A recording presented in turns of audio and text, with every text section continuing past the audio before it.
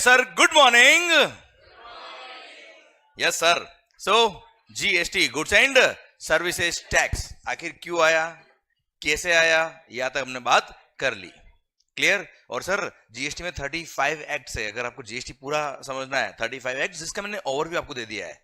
Clear. आपने अगर CGST act and IGST act पढ़ लिया मतलब भारत माता की जय. एंड सर आपको पूरा मोटा मोटी जीएसटी आ जाएगा क्योंकि बाकी का मैं आइडिया आपको दे चुका हूं. क्लियर, पक्का, 100%. तो सर शुरू करें क्या जीएसटी को अब? अरे शुरू करें क्या? स्टार्ट करें क्या? पक्का, डन. तो सर अब एक्चुअली शुरू करते हैं हम प्रोविजंस रिगार्डिंग जीएसटी. सर ध्यान देना, सबसे पहला सेक्शन नंबर 1, कोई भी एक्ट हो, सेक्शन नंबर 1 क्या होता है सर? हमेशा उस एक्ट का नाम क्या होता है, कहां अप्लाई होगा, कब से अप्लाई होगा. अरे क्लियर, समझे मेरी बात? Okay sir, section number 1 of the CGST act 2017 कहता है क्या? इस एक्ट का नाम होगा क्या? Central goods and services tax act 2017. Clear. Sir ये अप्लाई होगा कब से? With effect from 1st of July 2017 से. And this act shall extend to entire globe, entire India except Jammu and Kashmir था. क्लियर. क्योंकि सर आर्टिकल 370 उस टाइम पे applicable था जब जीएसटी आया था सर. हाँ है ना मालिक? क्लियर. अभी तो उड़ गया सर. पर ध्यान देना बेटा, जम्मू एंड कश्मीर सर वो स्टेट गवर्नमेंट, ध्यान देना बच्चों, आर्टिकल 370 की वजह से सेंट्रल गवर्नमेंट का कोई भी एक्ट कश्मीर में तभी एप्लीकेबल होगा जब वहां की स्टेट गवर्नमेंट की कॉन्करेंस हमको मिलेगी. मतलब वहां की स्टेट गवर्नमेंट बोलेगी यस ओके ये एक्ट हमारे यहां लगा सकते हो तो ही लगेगा, अदरवाइज नहीं लगेगा. क्लियर. जैसे service tax, you know service tax के लिए Jammu and Kashmir state government की कभी कॉन्करेंस मिली ही नहीं. Service tax was not applicable at all in the Jammu and Kashmir. Sir article 370 इसलिए हटाना पड़ा, मतलब इतना इसलिए हटा, वन ऑफ द रीजन कि सर सेंट्रल गवर्नमेंट का कोई भी कानून, कोई भी लॉ वहां पे अप्लाई नहीं हो रहा था सर, जब तक कि वहां की स्टेट गवर्नमेंट नहीं मान जाए. क्लियर. सर अभी हट गया है बच्चों, तो सेंट्रल गवर्नमेंट जो बोलेगी सर वो पूरे देश में अप्लाई होगा, तो इंक्लूडिंग जम्मू एंड कश्मीर भी अप्लाई होगा सर. हाँ है ना सर? क्लियर. पर सर 1 जुलाई 17 को जब जीएसटी एप्लीकेबल हुआ था जम्मू एंड कश्मीर में एप्लीकेबल नहीं हुआ. पर सर 8 जुलाई को महबूबा मान गई, महबूबा मुफ्ती. सर 8 जुलाई को महबूबा मुफ्ती मतलब वहां की स्टेट गवर्नमेंट ने concurrence they the. And yes 8 जुलाई को ये एक्ट जम्मू एंड कश्मीर में भी एक्सटेंड हो गया बाय स्पेशल ऑर्डिनेंस. क्लियर. पक्का बच्चों, 100% डन. सर ध्यान देना, वरना नुकसान उन्हीं को था. क्यों? क्योंकि डेस्टिनेशन बेस्ड कंजम्पशन टैक्स, है ना, जो भी गुड्स और सर्विसेज वहां कंज्यूम होती उनका कोई क्रेडिट उनको नहीं मिलता, उनका कोई रेवेन्यू उनको नहीं मिल पाता. सो अल्टीमेटली उनको मानना ही पड़ा. And sir ultimately CGST act now applies to entire India. है ना भाई? पक्का. आज की तारीख में एंटायर इंडिया में एप्लीकेबल है sir. Okay clear. Okay sir. Sir ये था section number 1. Section number 2 definitions आएगी सर. हाँ है ना, जब जब रिलेवेंट बात आएगी हम बात कर लेंगे उसके बारे में. ओके. सबसे पहला अब सबसे पहला कोई भी टैक्स, भले वो इनकम टैक्स हो, कस्टम्स ड्यूटीज हो, एक्साइज ड्यूटी था, सर्विस टैक्स है, सर्विस टैक्स था, क्लियर, वेट हो या भी जीएसटी है, कोई भी टैक्स अगर चार्ज होगा तो एक्ट में लिखा होना चाहिए there must be an authority of the act कि ऐसा एक्टिविटी होने पर ये टैक्स लगेगा. है ना सर? ये काम अगर आप करोगे तो ये टैक्स लगेगा, ये काम अगर आप करोगे तो ये टैक्स चार्ज होगा. That section is called charging section. क्या बोलते हैं सर उसको? Charging section. वो सेक्शन है section number 9 under CGST act. तो हम क्या पढ़ रहे हैं बच्चों? Section number 9. शुरू करें हम? और कुछ समझ में आ रहा है या चल रहा है कि जीवन के लिए बस आगे है भी? पक्का चल रहा है? काट रहे हो वक्त? ओ सर कुछ समझ में आ रहा है कि नहीं आ रहा है? पक्का. चलिए sir section number 9 sub section number 1 हम बात कर रहे हैं सर, देखना ध्यान से. Section number 9 sub section number 1 क्या बोलता है बच्चों? CGST shall be levied. क्या बोला मालिक? CGST shall be levied on intra state supply. Sir inter state supply पे क्या लगता है बेटा? आईजीएसटी. इंट्रा स्टेट सप्लाई पे क्या लगता है बेटा? सीजीएसटी एंड एसजीएसटी, हम तो सीजीएसटी एक पढ़ रहे बेटा, सेम सेक्शन का सब सेक्शन नंबर भी एब्सोल्युटली मिल जाएगा आपको का हर रेस्पेक्टिव एसजीएसटी एक्ट में बच्चों, ठीक है। तो वापस देखना, CGST shall be levied, CGST shall be levied on intra state supply of goods और सर्विस और बोथ, गुड्स और सर्विसेज और बोथ, एक्सेप्ट दारू पीते होंगे ना बेटा, ऐसा सबके सामने नहीं बोलोगे, okay okay sir. Alcohol liquor for human consumption, I repeat, alcohol liquor for, उस पे जीएसटी लेवी नहीं होता है। एक मिनट, सारी गुड्स सारी सर्विसेज पर जीएसटी लगा है except alcohol liquor for human goods, alcohol liquor for human consumption. Sir sir sir ध्यान देना, एल्कोहल लिकर अगर आपने लिख दिया केवल इतना सा, that is not sufficient. Alcohol liquor for human consumption, क्योंकि एल्कोहल लिकर के इंडस्ट्रियल यूज भी है सर, है ना मालिक सर। जैसे फॉर एग्जांपल मेडिसिन, कुछ लोगों के लिए दारू दवा है बेटा, है ना sir, good very good sir. Medicine, perfumes, clear, बहुत सारी गुड्स होती है जो एल्कोहल से बनती है, अरे हाँ है ना भाई, हैंड सैनिटाइजर वगैरह, अरे यस नो सर, कई सारी चीजों में ग्लिसरीन सर, और ग्लिसरीन तो नहीं, ग्लिसरीन प्लस ये सब मिक्स करके बनता था, ठीक है। एनीवेज बहुत सारी गुड्स ऐसी है जिनसे क्या बनता है बेटा, और जिसमें एल्कोहल लिकर काम आता है बच्चों, क्लियर, पर उस पे जीएसटी लगता है, but alcohol liquor for human consumption उस पर जीएसटी नहीं लगता है। पता होगा ना खैर आपको, तो नो आइडिया, खैर पीने के बाद पता ही नहीं पड़ता बिल में क्या लिखा है सर। दारू पर अभी भी पता है क्या लगता है, VAT, plus alcohol liquor manufacture करने पर, सुनना ध्यान से बात को, एल्कोहल लिकर मैन्युफैक्चर करने पर स्टेट एक्साइज ड्यूटी लगता है। क्या लगता है बेटा, मतलब बिफोर जीएसटी ऑल्सो दारू पर सेंट्रल गवर्नमेंट का कोई टैक्स नहीं लगता था, एक्साइज भी किसका था, स्टेट गवर्नमेंट का, वेट भी किसका था, स्टेट गवर्नमेंट, और हैवी टैक्सेस है सर, हेवी टैक्सेस सर। ध्यान देना सर, एल्कोहल लिकर से बहुत बड़ी रेवेन्यू मिलती है स्टेट गवर्नमेंट को sir, and state government do not want to lose their revenue, इसलिए अगर जीएसटी में ले आते तो क्या होता, आधा तेरा आधा मेरा, मिल बांट के पीनी पड़ती बेटा, क्लियर। और मोदी जी बोल दिया मैं तो पिता नहीं हूं, अरे हाँ है ना मालिक, इसलिए sir state government do not want to lose their revenue, उनको शेयर नहीं करना था रेवेन्यू को, एंड सर बहुत बड़ा रेवेन्यू उनको लॉस हो जाता, क्योंकि सर बाकी सारी गुड्स पे एक्साइज किसका रेवेन्यू था, सेंट्रल गवर्नमेंट का, है ना, और वेट स्टेट गवर्नमेंट का, यहां पर दोनों किसके थे बेटा, तो स्टेट गवर्नमेंट ने एग्री नहीं किया, तो सेंट्रल गवर्नमेंट ने बोला कोई बात नहीं, ये एल्कोहल लिकर तुम्हारे पास ही रखो सर, हाँ ना भाई। इसलिए sir from the purview of the GST alcohol liquor for human consumption has been excluded, clear. मतलब कुछ समझ में आ रहा है कि नहीं आ रहा है, ये कितने बताओ, चलो एक हाथ और 5 उंगली नहीं, 4 उंगली और एक अंगूठा है जो कभी कभी लगाना पड़ता है बेटा, हाँ है ना। अब पकाया ना मैंने बेटा मैंने कल आपको बोला था ना, आप पकाओगे मैं भी पका दूंगा आपको सर। और अभी तो जोक्स बाकी मेरे बेटा कुछ सर, ऐसे जोक मारूंगा, ध्यान रखना, आप सोने के लिए बिल्कुल भी मजबूर हो जाएंगे कि नहीं हो ही नहीं सकता पढ़ाई अब, ठीक है, ध्यान इधर सर। पॉइंट मेरा आपसे ये, सीजीएसटी शैल बी लेविड, क्या बोला sir, CGST shall be levied on intra state supply of what, goods और सर्विस और both, except alcohol liquor for human consumption at the rate, किस रेट से लगेगा बेटा, a rate which will be notified by the government. पर sir ध्यान देना बेटा, अगर सेंट्रल गवर्नमेंट को रेट नोटिफाई कर दे तो सर स्टेट गवर्नमेंट जितने भी है उन सबको भी वही रेट नोटिफाई करनी पड़ेगी सर, हाँ है ना। तो अब सेंट्रल गवर्नमेंट को रेट चेंज कर दे तो सारे स्टेट को चेंज करना पड़ेगा सर, ये तो फिर सेंट्रल गवर्नमेंट की दादागिरी चली गई ना यार, सेम वे फिर तो स्टेट गवर्नमेंट चेंज कर देगी सर, हाँ है ना मालिक। इसलिए सर जहां पर भी पूरे जीएसटी में नोटिफाइड बाय गवर्नमेंट, अच्छा एक बात और, रेट ऑफ टैक्स फिक्स करने का पावर हमने डेलीकेट कर दिया गवर्नमेंट को, याद करो कल डेलीगेटेड पावर याद आया बेटा आपको, आवाज यारी हुए देखो, वो डेलीगेटेड पावर याद आया क्या सर आपको, अरे पक्का सर। डेलीगेटेड पावर के केस में क्या होता है, डायरेक्ट गवर्नमेंट नोटिफिकेशन इशू करके वो अमेंडमेंट कर सकती है, चेंज कर सकती है बच्चों। यस या no?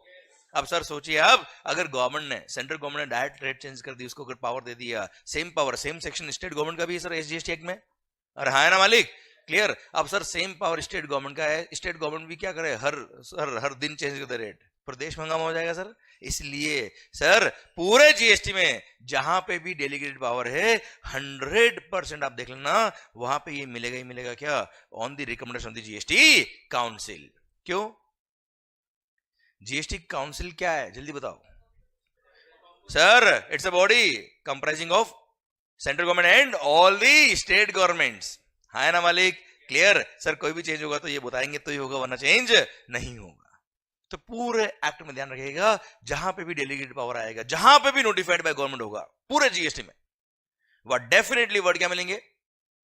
On the recommendation of the GST council. Logic समझ में आ रहा है कि मैं बोल रहा हूं तो आप वहां कर रहे हो बस? पक्का ना बच्चों? देखो चीजों को सॉल्व करिए सर, चीजों को याद करोगे ना कुछ भी नहीं होगा। क्लियर? ऐसा समझो मस्त कि वो ऑटोमेटिक आपके दिमाग में अपना आप आएगी बात।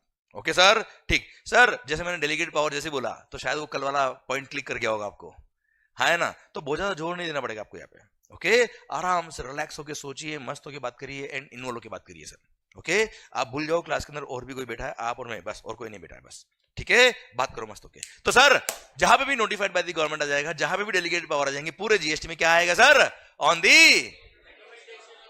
ओके चलिए सर बात वापस करता हूं मैं। सर टैक्स लगेगा but at the rate notified by the government, eight the rate notified by the government on the recommendation of the GST council. Clear? मतलब रेट ऑफ जीएसटी कितना होगा?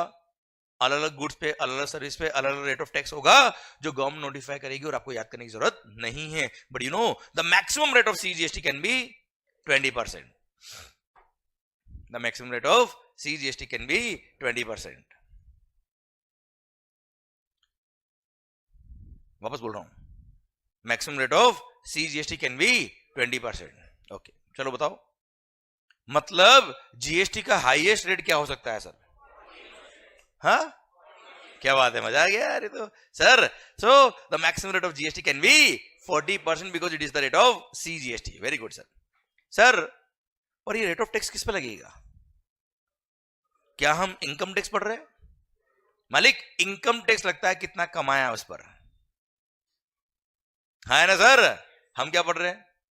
जीएसटी। जीएसटी लगता है टर्नओवर पर, cell value पे बच्चा, है ना sir?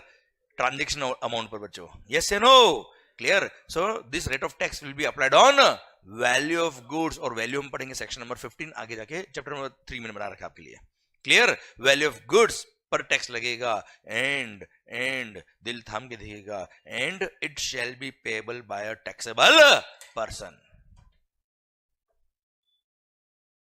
It shall be payable bye a taxable person. Okay मालिक, चलिए एक बार वापस पढ़ लेते हैं हम, फिर वापस मैं इसकी इंपॉर्टेंस क्रिएट करूंगा आपके लिए। ओके सर ध्यान देना, सीजीएसटी शैल बी लेविड। क्या बोला सर? अच्छा हम याद नहीं कर रहे हैं, हम रिवाइज करके एक एक वर्ड की इंपॉर्टेंस हम समझ रहे हैं बच्चों। ठीक है sir? CGST shall be levied. What do mean by levy? चलो एक काम करता हूं मैं, एक बार पूरा बोल देता हूं फिर वापस एक एक वर्ड लेके चलते हैं। CGST shall be levied on intra state supply of goods और सर्विस और both except alcohol for human consumption at the rate notified by the government, but not more than, on the recommendation of the GST Council, but not more than 20% of value of such goods or service or both, and it shall be payable by a taxable person. Clear? पक्का? कोई doubt? ठीक। तो sir CGST levy होगा, what do mean by levy? Charge होगा, tax लगेगा, tax impose होगा। कब होगा? कब होगा? आवाज नहीं आ रही ओए। इंट्रा स्टेट सप्लाई, मतलब ऐसा कौन सा आप काम कर रहे हो हिंदुस्तान में जिसकी वजह से टैक्स लगेगा? ऐसा कौन सा आप काम कर रहे हो हिंदुस्तान में जिसकी वजह से टैक्स लगेगा? Intra state supply.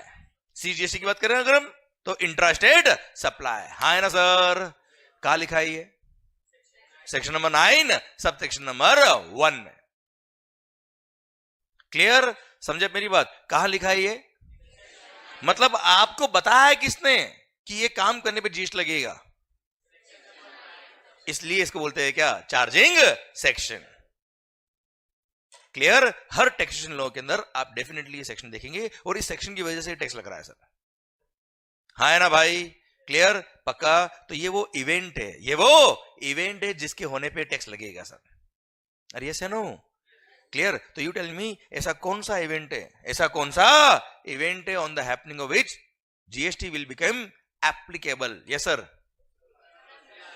Interstate supply. चलिए सीजीएसटी हो, एसजीएसटी हो, इंट्रा पे लगेगा। इंटरस्टेट सप्लाई पे क्या लगेगा? आईजीएसटी। तो सीजीएसटी हो, एसजीएसटी हो या आईजीएसटी, अल्टीमेटली लेवी कब होगा सर? आवाज नहीं आ रही हो? सप्लाई पे। क्लियर? तो सर ऐसा कौन सा इवेंट है जिसके होने पर जीएसटी लगता है? तो सर वो इवेंट जिसके होने पर जीएसटी लगता है इज कॉल्ड टैक्सेबल इवेंट। अरे हाँ है ना? वो इवेंट जिसके होने पर पर्टिकुलर टैक्स लगता है, the taxable event under GST is supply. Clear? ऐसा इवेंट, ऐसा कोई काम जिसके होने पर कोई पर्टिकुलर टैक्स लगता है इज कॉल्ड टैक्सेबल इवेंट। और वो टैक्सेबल इवेंट जीएसटी में क्या है बेटा? चलिए कस्टम्स के अंदर टैक्सेबल इवेंट क्या होगा? जल्दी बोलो। Import of goods and export of goods. अच्छा, एक्साइज में टैक्सेबल इवेंट क्या है? मैन्युफैक्चर। सेल्स टैक्स में क्या है? That's it. मतलब आपको टैक्सेबल इवेंट का कॉन्सेप्ट समझ में आ गया सर। समझे आप मेरी बात? देखो आप कभी भी चीजों को याद मत करो, मैं बोल रहा हूं ना फंडामेंटल समझिए आप। सर बाकी सारे एक्ट आपने मुझे बता दिए कि कस्टम में क्या होगा, एक्साइज में क्या होगा, सेल्स टैक्स में क्या होगा। अरे क्लियर सर? टैक्सेबल इवेंट मतलब वो इवेंट जिसके होने पर कोई पर्टिकुलर टैक्स लग रहा है, और वो event under GST is supply. Okay, तो sir CGST shall be levied. क्या बोला सर? अच्छा, ये सब आपको बताया किसने? टैक्सेबल इवेंट ये सप्लाई? मैंने नहीं बताया सर, मैंने नहीं बताया। सेक्शन नंबर 9 सब सेक्शन 1 ने पूरी दुनिया को बताया सर। ओके, समझे मेरी बात? मतलब कभी भी कोई बात ऐसे याद नहीं करनी यशवंत सर ने बोला इसलिए याद करना है, नहीं सर। वो चीज का लॉजिक क्या है, ये चीज का मतलब ये है, एंड सर इसका इंटरप्रिटेशन ये निकल रहा है, बात खत्म। Okay, CGST shall be levied on intra state supply of what? Goods और सर्विसेज और बोथ। अच्छा, गुड्स और सर्विसेज और बोथ। गुड्स के टैक्स भी मर्ज हुए, सर्विसेज के टैक्सेस भी मर्ज हुए, है ना? और बोथ का मतलब क्या सर? कंपोजिट सप्लाई या mix supply. Clear? Combo of both this. हाँ है ना भाई? इसके एग्जांपल्स में कुछ दूंगा आपको बाद में बेटा। अरे clear? So CGST shall be levied. क्या बोला sir? CGST shall be levied on intra state supply of goods और सर्विसेज और both except alcohol liquor for human consumption. बात में कर चुका हमसे बेटा। At the rate notified by the government on the recommendation of the GST council and sir maximum rate will be 20% of what? Value of such goods or service or both, and it shall be payable by a taxable person। एक minute, value क्या होता है? मैंने एक example दे दिया आपको बेटा, sale price is called value. Sir एक बात और करनी मेरे को आपसे, it shall be payable by a taxable person. ये क्या होता है? It shall be payable by a taxable person. हाँ जी, मैं तुम्हें बताता हूं बेटा। यस, ओके, ठीक है, गुड। और बताता हूं मैं आपको example. Taxable person has been defined in GST. Taxable person is defined under GST. और टैक्सेबल पर्सन का मतलब क्या होता है? दिल थाम के सुनेगा, मजा आ जाएगा सर आपको। सुनना मस्त। वैसे ये टॉपिक चैप्टर 9 पढ़ेंगे हम, रजिस्ट्रेशन तब आएगा, पर यहां थोड़ा हिंट दे रहा हूं मैं आपको, पूरा डेप्थ में नहीं ले जा रहा मैं आपको। चलेगा सर? ठीक है। Taxable person means a person who is registered under GST और is liable to be registered under GST. A person who is, जल्दी बोलो।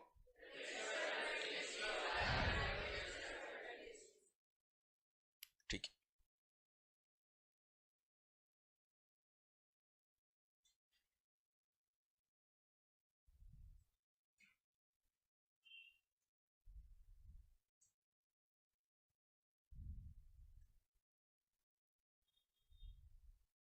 अ person who is registered under GST और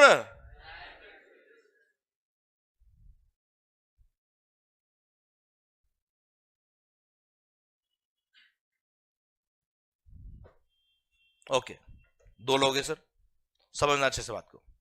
अ पर्सन हु इज, ठीक है, चलो sir एक एक बात करते हैं sir. Point number 1, point number 2, ठीक है सर। पहले क्या पढ़ेंगे सर? Point number 2। हर बार पॉइंट नंबर 1 क्यों पहले सर? पॉइंट नंबर 2 इस बार पहले। Okay, a person who is, अच्छा एक मिनट सर, क्या नाम? जैनम। सर एक एग्जांपल के लिए लेते हैं कि जैनम जी, आपका जो बिजनेस है, आपका turnover threshold limit for registration cross कर चुका है, जो 20 लाख रुपए है सर। कितना आगे बढ़ेंगे हम सर? सर 20 लाख रुपए। कितना बेटा? 20 lakh rupees. The threshold limit for registration is 20 lakh रुपए। मान लो आपका टर्नओवर जो है वो 20 लाख रुपए क्रॉस कर चुका है। अच्छा, कुछ केस में 10 लाख भी है, कुछ केस में 40 लाख भी है बेटा, ठीक है, वो सब बात करेंगे बाद में, अभी एक एग्जांपल ले रहे हैं हम सर। अब सर 20 लाख रुपए क्रॉस हो गया, मतलब you are liable for registration. Plus कुछ एक्सेप्शनल केस भी होते हैं जहां पे भले ही 20 लाख क्रॉस नहीं हुआ, फिर भी रजिस्ट्रेशन कराना पड़ता है सर। सेक्शन में 24 में लिखा है सर, हम पढ़ेंगे बाद में। तो मालिक, अगर आप पर लायबिलिटी आगे रजिस्ट्रेशन की, तो गवर्नमेंट ने बोला इनको कि you can apply for registration with in 30 days. कितने दिन में बेटा? भाई जैसे ही टर्नओवर क्रॉस हुआ, ऐसा तो नहीं आदमी दुकान बंद करेगा और जाएगा रजिस्ट्रेशन कराने। 30 दिन का वक्त दिया है ना भाई? ठीक है, मान लो इसने रजिस्ट्रेशन करा दिया। रजिस्ट्रेशन करा दिया मतलब he become a registered person. मान लो इसने रजिस्ट्रेशन नहीं कराया, जन्म ने रजिस्ट्रेशन नहीं कराया, बताओ क्या ये टैक्सेबल पर्सन है कि नहीं सर? ये रजिस्टर्ड नहीं है, ये रजिस्टर्ड नहीं है, but liable to be registered है। और अगर आप लायबल टू बी रजिस्टर्ड हो मतलब you are a taxable person, and once you are a taxable person लग गए क्या? जीएसटी। क्यों? चार्जिंग सेक्शन कहता है, ध्यान से, जल्दी मत करना। चार्जिंग सेक्शन कहता है क्या? कि it shall be payable bye a taxable person. है ना सर? क्लियर? समझे मेरी बात? तो सर अगर आप टैक्सेबल पर्सन हो, मतलब अगर आप लायबल फॉर रजिस्ट्रेशन हो, भले आपने रजिस्ट्रेशन नहीं कराया, फिर भी टैक्स तो हम आपसे लेंगे। समझे आप मेरी बात? क्लियर? और एक खास बात, अगर आप रजिस्ट्रेशन नहीं कराते हो ना बेटा, तो you can not collect the tax from the customer. आजा इधर, आ जाना आगे, इधर आओ।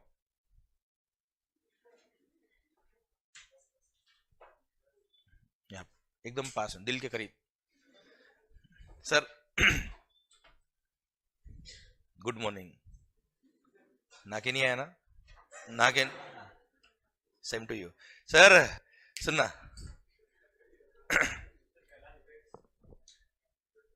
क्या दवा दूंगा, टेंशन क्या ले रहा है सर? सुनना इधर, okay okay okay okay okay okay, इधर इधर सुनो, वापस वापस सुनना भाई। अगर आप लायबल फॉर रजिस्ट्रेशन हो, क्या बोला sir? You are a taxable person. अब ध्यान देना बच्चों, आपसे तो हम टैक्स लेंगे, भले आपने रजिस्ट्रेशन नहीं कराया, आपसे हम टैक्स लेंगे। क्लियर? क्योंकि आप पे चार्जिंग सेक्शन अट्रैक्ट हो गया है। और खास बात, वैसे आगे आएगा पर बता देता हूं मैं आपको, if you are not registered under GST you can not collect the tax from the customer. भाई आपका जीएसटी नंबर नहीं है, क्या आप टैक्स इनवॉइस इशू कर पाएंगे? क्या नहीं कर पाएंगे? क्या कस्टमर से टैक्स ले पाएंगे? क्या नहीं? ये लॉजिकल बताया मैंने, आगे बढ़ेंगे हम आगे, ठीक है? मतलब क्या हो गया बेटा? जैनम भाई, you are liable for registration, it means आप पे लायबिलिटी थी रजिस्ट्रेशन की, सर आपने रजिस्ट्रेशन नहीं भी कराया तो भी जीएसटी की लायबिलिटी आप पर आएगी, हम आपसे टैक्स लेंगे, मतलब गवर्नमेंट आपसे टैक्स लेगी, और आप कस्टमर से टैक्स नहीं ले पाएंगे, अपनी जेब से टैक्स पे करना पड़ेगा साहब। अरे clear sir? It shall be payable by taxable person, मतलब if you are liable for registration, आप रजिस्ट्रेशन कराओ या ना कराओ, हमें कोई फर्क नहीं पड़ रहा, हम तो आपसे टैक्स लेंगे सर। एक बात समझ में आया बेटा? ये था पॉइंट नंबर 2। आइए बेटा पॉइंट नंबर 1, क्या बोलता बेटा? Taxable person means a person who is registered under GST. Taxable person means a person who is registered under GST.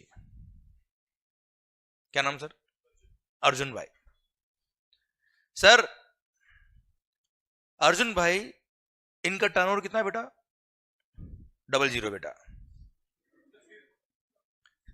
वो 00 नहीं, वो सर सुना,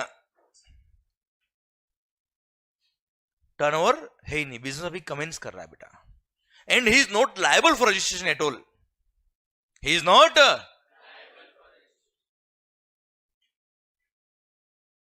पर क्या ये अपना जीएसटी में रजिस्ट्रेशन ले सकता है क्या?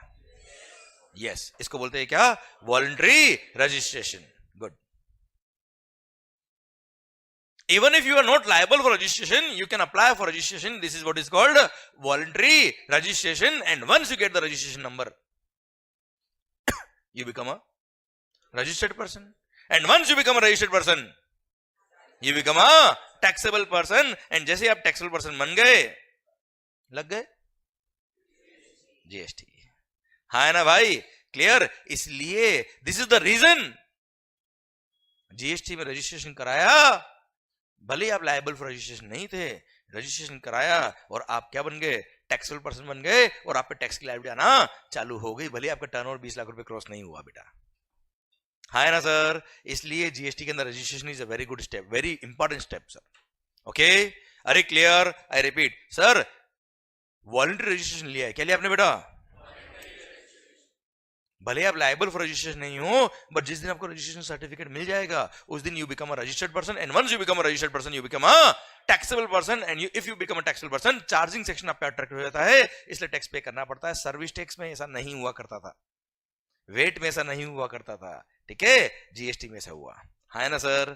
क्लियर? इसलिए जीएसटी में रजिस्ट्रेशन कराना कि नहीं कराना is a very important step. Okay मालिक? क्लियर? डन। तो sir I repeat, CGST shall be levied. क्या बोला sir? CGST shall be levied. Word का इंपोर्टेंस समझ में आ रहा बेटा? And it shall be payable by a taxable person, it shall be payable by a taxable person. समझ में आया बेटा आपको? क्लियर? टैक्सेबल पर्सन मतलब a person who is registered under GST और liable to be registered under GST. हाँ है ना? क्लियर? अच्छा, क्या नाम सर? मीत भाई। सर ये लायबल फॉर रजिस्ट्रेशन नहीं है, इनका टर्नओवर कम है sir, he is not liable for registration, और इसने रजिस्ट्रेशन के लिए अप्लाई भी नहीं किया सर। क्लियर? सर बताओ क्या है? टैक्सेबल पर्सन है नहीं है, रजिस्टर्ड पर्सन है नहीं, लायबल फॉर रजिस्ट्रेशन बेटा। ठीक है, चलेगा सर, कोई दिक्कत वाली बात नहीं है। हाँ है ना मालिक? क्लियर? डन। तो sir CGST shall be levied. क्या बोला sir? CGST shall be levied on intra state supply of what? Goods और सर्विस और both except alcohol liquor for human consumption at the rate notified by the government on the recommendation of the GST Council, but not more than 20% of what? Value of such goods or service or both, and it shall be payable by a taxable person. हाँ है ना sir? अच्छा, पता है अब इसको याद नहीं करना पड़ेगा आपको। क्यों? क्योंकि आपको हर वर्ड का मीनिंग समझ में आ गया सर। हाँ है ना? एक लाइन मिस किया है, एक वर्ड मिस किया, मतलब एक कॉन्सेप्ट मिस कर दिया, एक बहुत बड़ा पॉइंट आपने मिस कर दिया, तो हर चीज को ऐसा समझो कि आपको अपना भी याद हो जाए सर। याद करना नहीं पड़े बेटा, क्योंकि प्यार हो जाता है, प्यार करते थोड़े बेटा। क्लियर? तो ऐसी चीजें समझ में आ जानी चाहिए, याद करनी नहीं पड़े सर। अरे क्लियर? पक्का? 100% done. Sir please sir, sir sir 2 में if you are liable for registration तो 2 में फॉलो जाएगा, फिर आपने रजिस्ट्रेशन करा दिया तो भले 1 में फॉलो 2 में फॉलो है, तो टैक्सेबल पर्सन है बेटा, क्या फर्क पड़ता है? नहीं, ऐसा क्या लिखा है? ऐसा क्या लिखा? और 1 में आया 2 में क्या फर्क पड़ रहा है? If you are taxable person, tax will be attracted. बात खत्म। क्लियर? सर यहां तक बात समझे क्या सर आप? पक्का बच्चों? Clear? So what is the taxable event under GST? ठीक है, सप्लाई वर्ड को बहुत शिद्दत से डिफाइन किया है सेक्शन नंबर 7 ने। किसने बेटा? सेक्शन नंबर 7 ने बहुत ही प्यार से, बहुत ही मोहब्बत से डिफाइन किया है सेक्शन नंबर 7 में सप्लाई को, जो हम पढ़ेंगे थोड़ी देर बाद। अभी सेक्शन 9 सब सेक्शन 1 पढ़ा हमने, ठीक है? बाकी के सेक्शंस बाकी बेटा, ध्यान देना। पहले सेक्शन 9 पूरा करेंगे हम, बाद में सेक्शन 7 पे आएंगे हम। Okay, section 9 sub section 2। Sir 5 goods petrol वाली बेटा, पेट्रोल डीजल पे जीएसटी नहीं लगता, आपने सुना होगा सर, देखा होगा आपने सर, ठीक है? वो यही section number 9 sub section number 2 है, जिसने बोला है क्या? These are the 5 goods. First क्या है? Petroleum crude, high speed diesel, motor spirit जिसको बोलते हैं petrol, aviation turbine fuel ATF जो फ्लाइट में लगता है बेटा, एंड नेचुरल गैस। ये 5 गुड्स, I repeat, petroleum crude, high speed diesel, motor spirit commonly known as petrol, aviation turbine fuel ATF, and natural gas. ये 5 गुड्स ऐसी है जिन पे जीएसटी लगेगा, but from a date to be notified by the government on the recommendation of the GST council, जब तक notify नहीं हुआ है। हाँ ना सर? तो सर इसका मतलब क्या हो गया? ये 5 गुड्स ऐसी है अभी जिन पे जीएसटी नहीं लगता। खास बात अगेन पता है सर, गवर्नमेंट ने बोला है क्या, इन पे भी हम जीएसटी लगाएंगे, but from a date to be notified by the government on the recommendation of the GST council, जब तक नोटिफाई नहीं हुआ। पर पता है पेट्रोल डीजल हेवी टैक्सेस है सर इस पे, एक्साइज भी और सेल्स टैक्स भी, वेट भी बेटा। हाँ है ना सर? और वो भी हेवी, बहुत बड़ा रेवेन्यू गवर्नमेंट का आता है इन गुड्स से। और अगर इसको जीएसटी में मर्ज कर दिया तो maximum rate of GST can be 40%। हाँ है ना sir? Clear? Plus central government और स्टेट गवर्नमेंट को इक्वल टैक्स करने पड़ेंगे सर, जो भी नहीं है। ठीक है ना? आप देखो ना, state wise rate of petrol change होती है सर, होता है ना सर? क्लियर? बाद में क्या करना पड़ेगा? इक्वल करना पड़ेगा। Maximum rate can be 20% only. So अब तक इसको जीएसटी में मर्ज नहीं किया। हाँ है ना? तो 8% कितनी गुड्स है जिन पे जीएसटी नहीं लगता? 6। 8% कितनी गुड्स है सर? 6। एक हम सबसेक्शन 1 में पढ़ चुके, दारू, alcohol liquor for human consumption. ठीक है? और एक अभी हमने सबसेक्शन 2 में पढ़ा। अच्छा पता है सेक्शन 9 सबसेक्शन 1 जब शुरू होता है ना बेटा, वहां लिखा है बेयर एक्ट में क्या, subject to provisions covered in section 9 subsection 2। मतलब 9(2) में जो लिखा है वो पहले प्रिवेल करेगा। 9(2) में क्या लिखा है? इन 5 गुड्स पे अभी जीएसटी नहीं लगेगा सर। हाँ है ना? तो 5 गुड्स ये हो गई, और एक कौन सा हो गया बेटा? Alcohol liquor for human consumption. Clear? मतलब घूम लो और झूम लो, दोनों पे जीएसटी नहीं है बेटा। अरे पेट्रोल और दारू दोनों पे जीएसटी नहीं है। किस पे नहीं है सर? घूम लो और चूम लो नहीं रे, झूम लो। समझा सर? नींद से उठ, बाहर सपनों से बाहर आ बेटा, चूम लो। सर यहां तक बात समझे क्या? अरे पक्का? These are the 6 goods on which GST is not levied. इसलिए इन 6 गुड्स को बोलते क्या? Non taxable supply. क्या बोलते सर? ये टैक्स लेवी नहीं हो रहा है सर, एग्जम्पशन नहीं बोलते सर, लेवी नहीं हो रहा है सर। हाँ है ना भाई? Clear? These are called non taxable supply. ठीक है मालिक? डन। सर आइए सेक्शन नंबर 9 सबसेक्शन 3 की तरफ बात करते हैं सर। सर आपने से बोला था reverse charge mechanism, section number 9 subsection number 3। सुनना ओ होशियारी, अगेन गवर्नमेंट के पास पावर है। क्या है साहब? अच्छा यार एक चीज बताओ, ये पढ़ने से पहले, ये जीएसटी डायरेक्ट टैक्स है कि इनडायरेक्ट टैक्स है यार? इनडायरेक्ट टैक्स है। क्यों? कैसे? मतलब मैकेनिज्म क्या होता है इसका sir? Payable by someone else and borne by someone else. Example दो ना। मैकडी बेटा, सुबह सुबह। हाँ सर मैकडी सर, या लैपटॉप, कपड़े, कुछ भी अगर आपने खरीदा है तो उसमें क्या हो रहा है? If you are a customer, I am the supplier. Sir recipient क्या करता है? कस्टमर को वैल्यू सप्लाई प्लस टैक्स का अमाउंट देता है, एंड गवर्नमेंट को वो टैक्स का अमाउंट कौन पे करेगा? कौन पे करेगा? सप्लायर। पर सर कुछ केसेस में सप्लायर नालायक है, या ये कह दो सिस्टम इतना कॉम्प्लिकेट हो जाता था कि सर गवर्नमेंट से सप्लायर से टैक्स कलेक्ट करना पॉसिबल नहीं था प्रैक्टिकली। इसलिए गवर्नमेंट ने क्या किया? कुछ केसेस में सिस्टम रिवर्स कर दिया।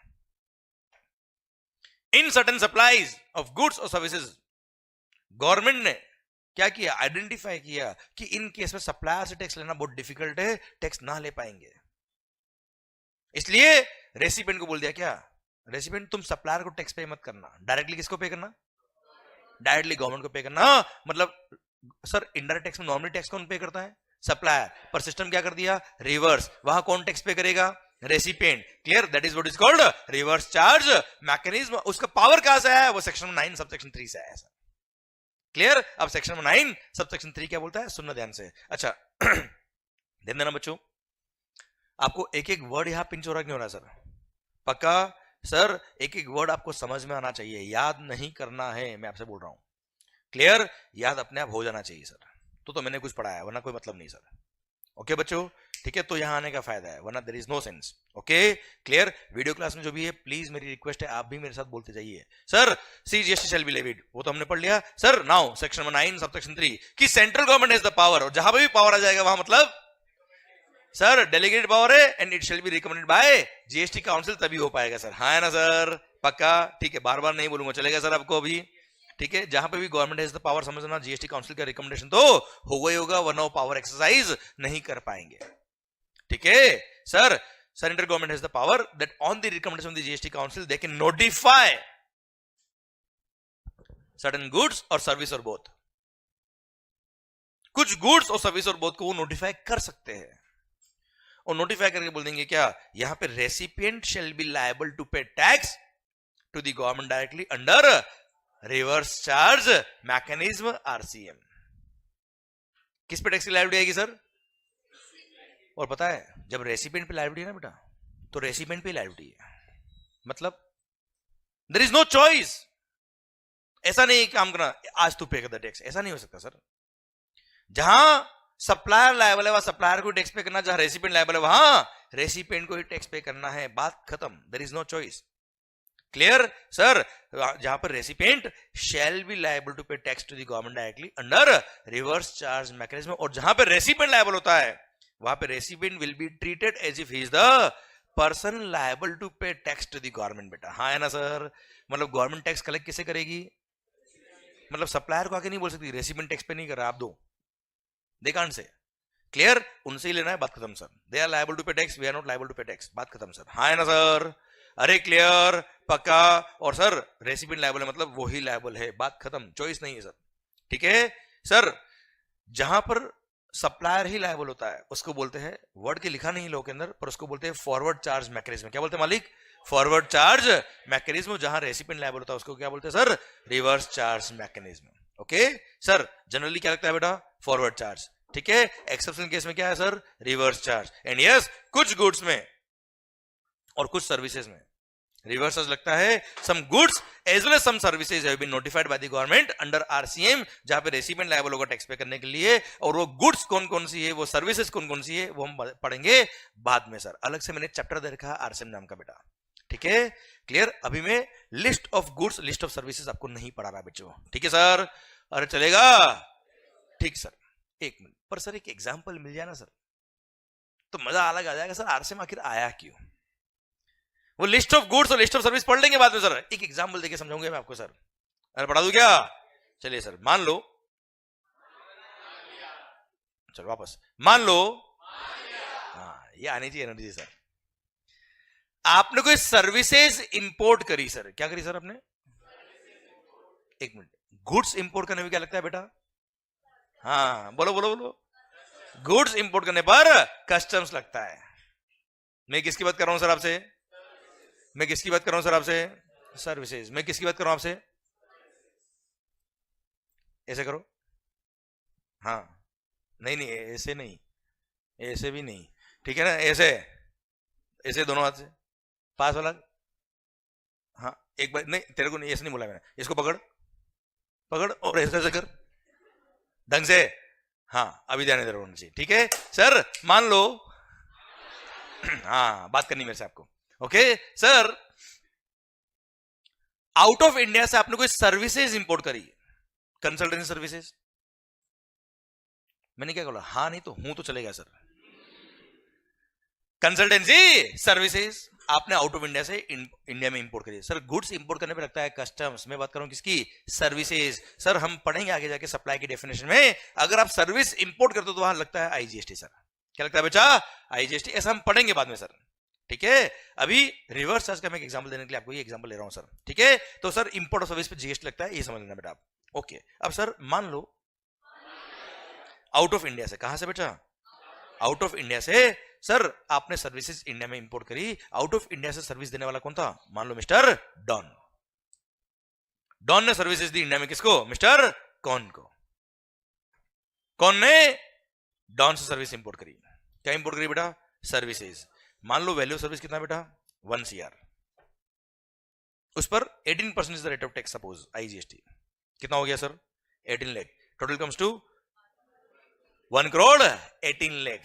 सुनना ध्यान से, अगर कौन ने, जो रेसिपिएंट है, उसने अगर पूरा 1 करोड़ 18 लाख रुपए डॉन को दे दिया होता, डॉन का है आउट ऑफ इंडिया, अगर एंटायर 1,18,00,000 अगर उसने डॉन को पे कर दिया होता तो क्या आप सोच के बताइए, क्या डॉन जो आउट ऑफ इंडिया है वो इंडिया में आके अपना जीएसटी में रजिस्ट्रेशन कराता? क्योंकि टैक्स पे करने के लिए रजिस्ट्रेशन तो कराना पड़ेगा ना यार। ऐसा कोई डोनेशन का बॉक्स तो नहीं कि मेरा टैक्स बनता है डाल दिया डोनेशन बॉक्स में। रजिस्ट्रेशन कराना पड़ेगा, रिटर्न फाइल करने पड़ेंगे सर। अरे हाँ है ना सर? सर क्या आपको लगता है वो डॉन जो आउट ऑफ इंडिया है वो इंडिया में आके जीएसटी लॉ में रजिस्ट्रेशन कराएगा, टैक्स पे करेगा, रिटर्न फाइल करेगा? आपको लगता है? अगर वो टैक्स पे नहीं करेगा तो आपको लगता है कि Indian government out of India जाके इंडिया के लॉज वहां अप्लाई कर पाएगी और वहां से उनसे रिकवरी कर पाएगी? इंडिया वालों से रिकवरी नहीं हो पा रहा है भाई। अरे हाँ है ना sir? Is it possible to recover the amount from the persons who are located outside India? No, not at all. Clear? इसलिए गवर्नमेंट ने वहां क्या लगा दिया बेटा? Reverse charge mechanism. और वहां रेसिपिएंट को बोल दिया क्या? दिमाग खराब मत करना। आप उस सप्लायर ऑफ सर्विस को, मिस्टर डॉन को, इस एग्जांपल में केवल 1 करोड़ ही दीजिएगा। जो 18 लाख बनता है वो डायरेक्टली किसको पे करता ना? गवर्नमेंट को सर, क्योंकि डॉन का है आउट ऑफ इंडिया। क्लियर? और सर जो आउट ऑफ इंडिया उसको इंडियन गवर्नमेंट पकड़ नहीं पाएगी। क्यों नहीं पकड़ पाएगी बेटा? क्योंकि डॉन को पकड़ना मुश्किल ही नहीं, नामुमकिन है। पका है ना बेटा? क्लियर? सर आपकी आवाज कम आएगी तो मैं भी पकाऊंगा बेटा, ध्यान रखना। सर क्योंकि डॉन को पकड़ना मुश्किल ही नहीं, नामुमकिन है। और सर डॉन की जगह पे कोई नॉर्मल आदमी होता ना सर तो भी ना हो पाता सर, क्योंकि इंडियन लॉज के थ्रू आप बाहर से रिकवरी नहीं कर पाएंगे सर। इंडिया के जीएसटी लो वहां बाहर नहीं लगा सकते आप बच्चों। ठीक है? क्लियर? इसीलिए यहां पे क्या लगा है बच्चों? जल्दी बोलो। RCM। और वहां पे कौन लायबल होगा? बता तो रहा हूं मैं कौन लायबल होगा। अरे बता रहा हूं कौन लायबल होगा, पूछ नहीं रहा हूं मैं आपसे। कौन लायबल होगा देखो ध्यान से। अरे कौन लायबल होगा है देखो है ना सर? कौन लायबल होगा? बता तो रहा हूं मैं आपसे कौन लायबल होगा। क्लियर? समझे? So these are the cases. Sir ऐसा नहीं कि लॉजिक नहीं है सर, वहां पे भी ऐसा नहीं गवर्नमेंट को मजा आ रहा है कॉम्प्लिकेट कर दो, कुछ केस में रेसिपिएंट को लायबल कर दो, कुछ केस में सप्लायर को लायबल कर दो, सिस्टम समझ नहीं है और लोग कोचिंग करना है, ऐसा नहीं है। Clear sir? तो in every service, every goods which have been notified by government under section 9 subsection 3 there are logics. ठीक है? पर हर सेक्टर को हम पढ़ेंगे बाद में सर। और सर हम चीज को समझेंगे कि रिवर्स चार्ज क्या होता है। आई थिंक समझ में आया एग्जांपल के थ्रू बेटा आपको। क्लियर? एक और एग्जांपल दूं सर मैं आपको? और दूं क्या? रिकवरी एजेंट बैंक्स वगैरह होते हैं ना सर, वसूली भाई। अरे यस नो सर, जो लोन रीपेमेंट नहीं करते उनसे रीपेमेंट करवाते बेटा। हाँ है ना?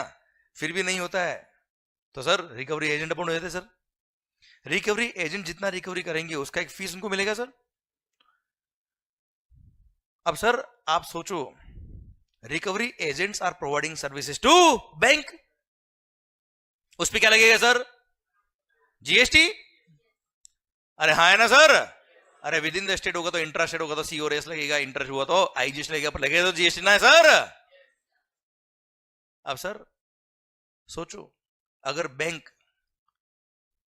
रिकवरी एजेंट को उनके कमीशन या फीस के साथ साथ जीएसटी भी पे कर दे, आपको लगता है वो वसूली भाई जीएसटी में रजिस्ट्रेशन कराएंगे, टैक्स पे करेंगे?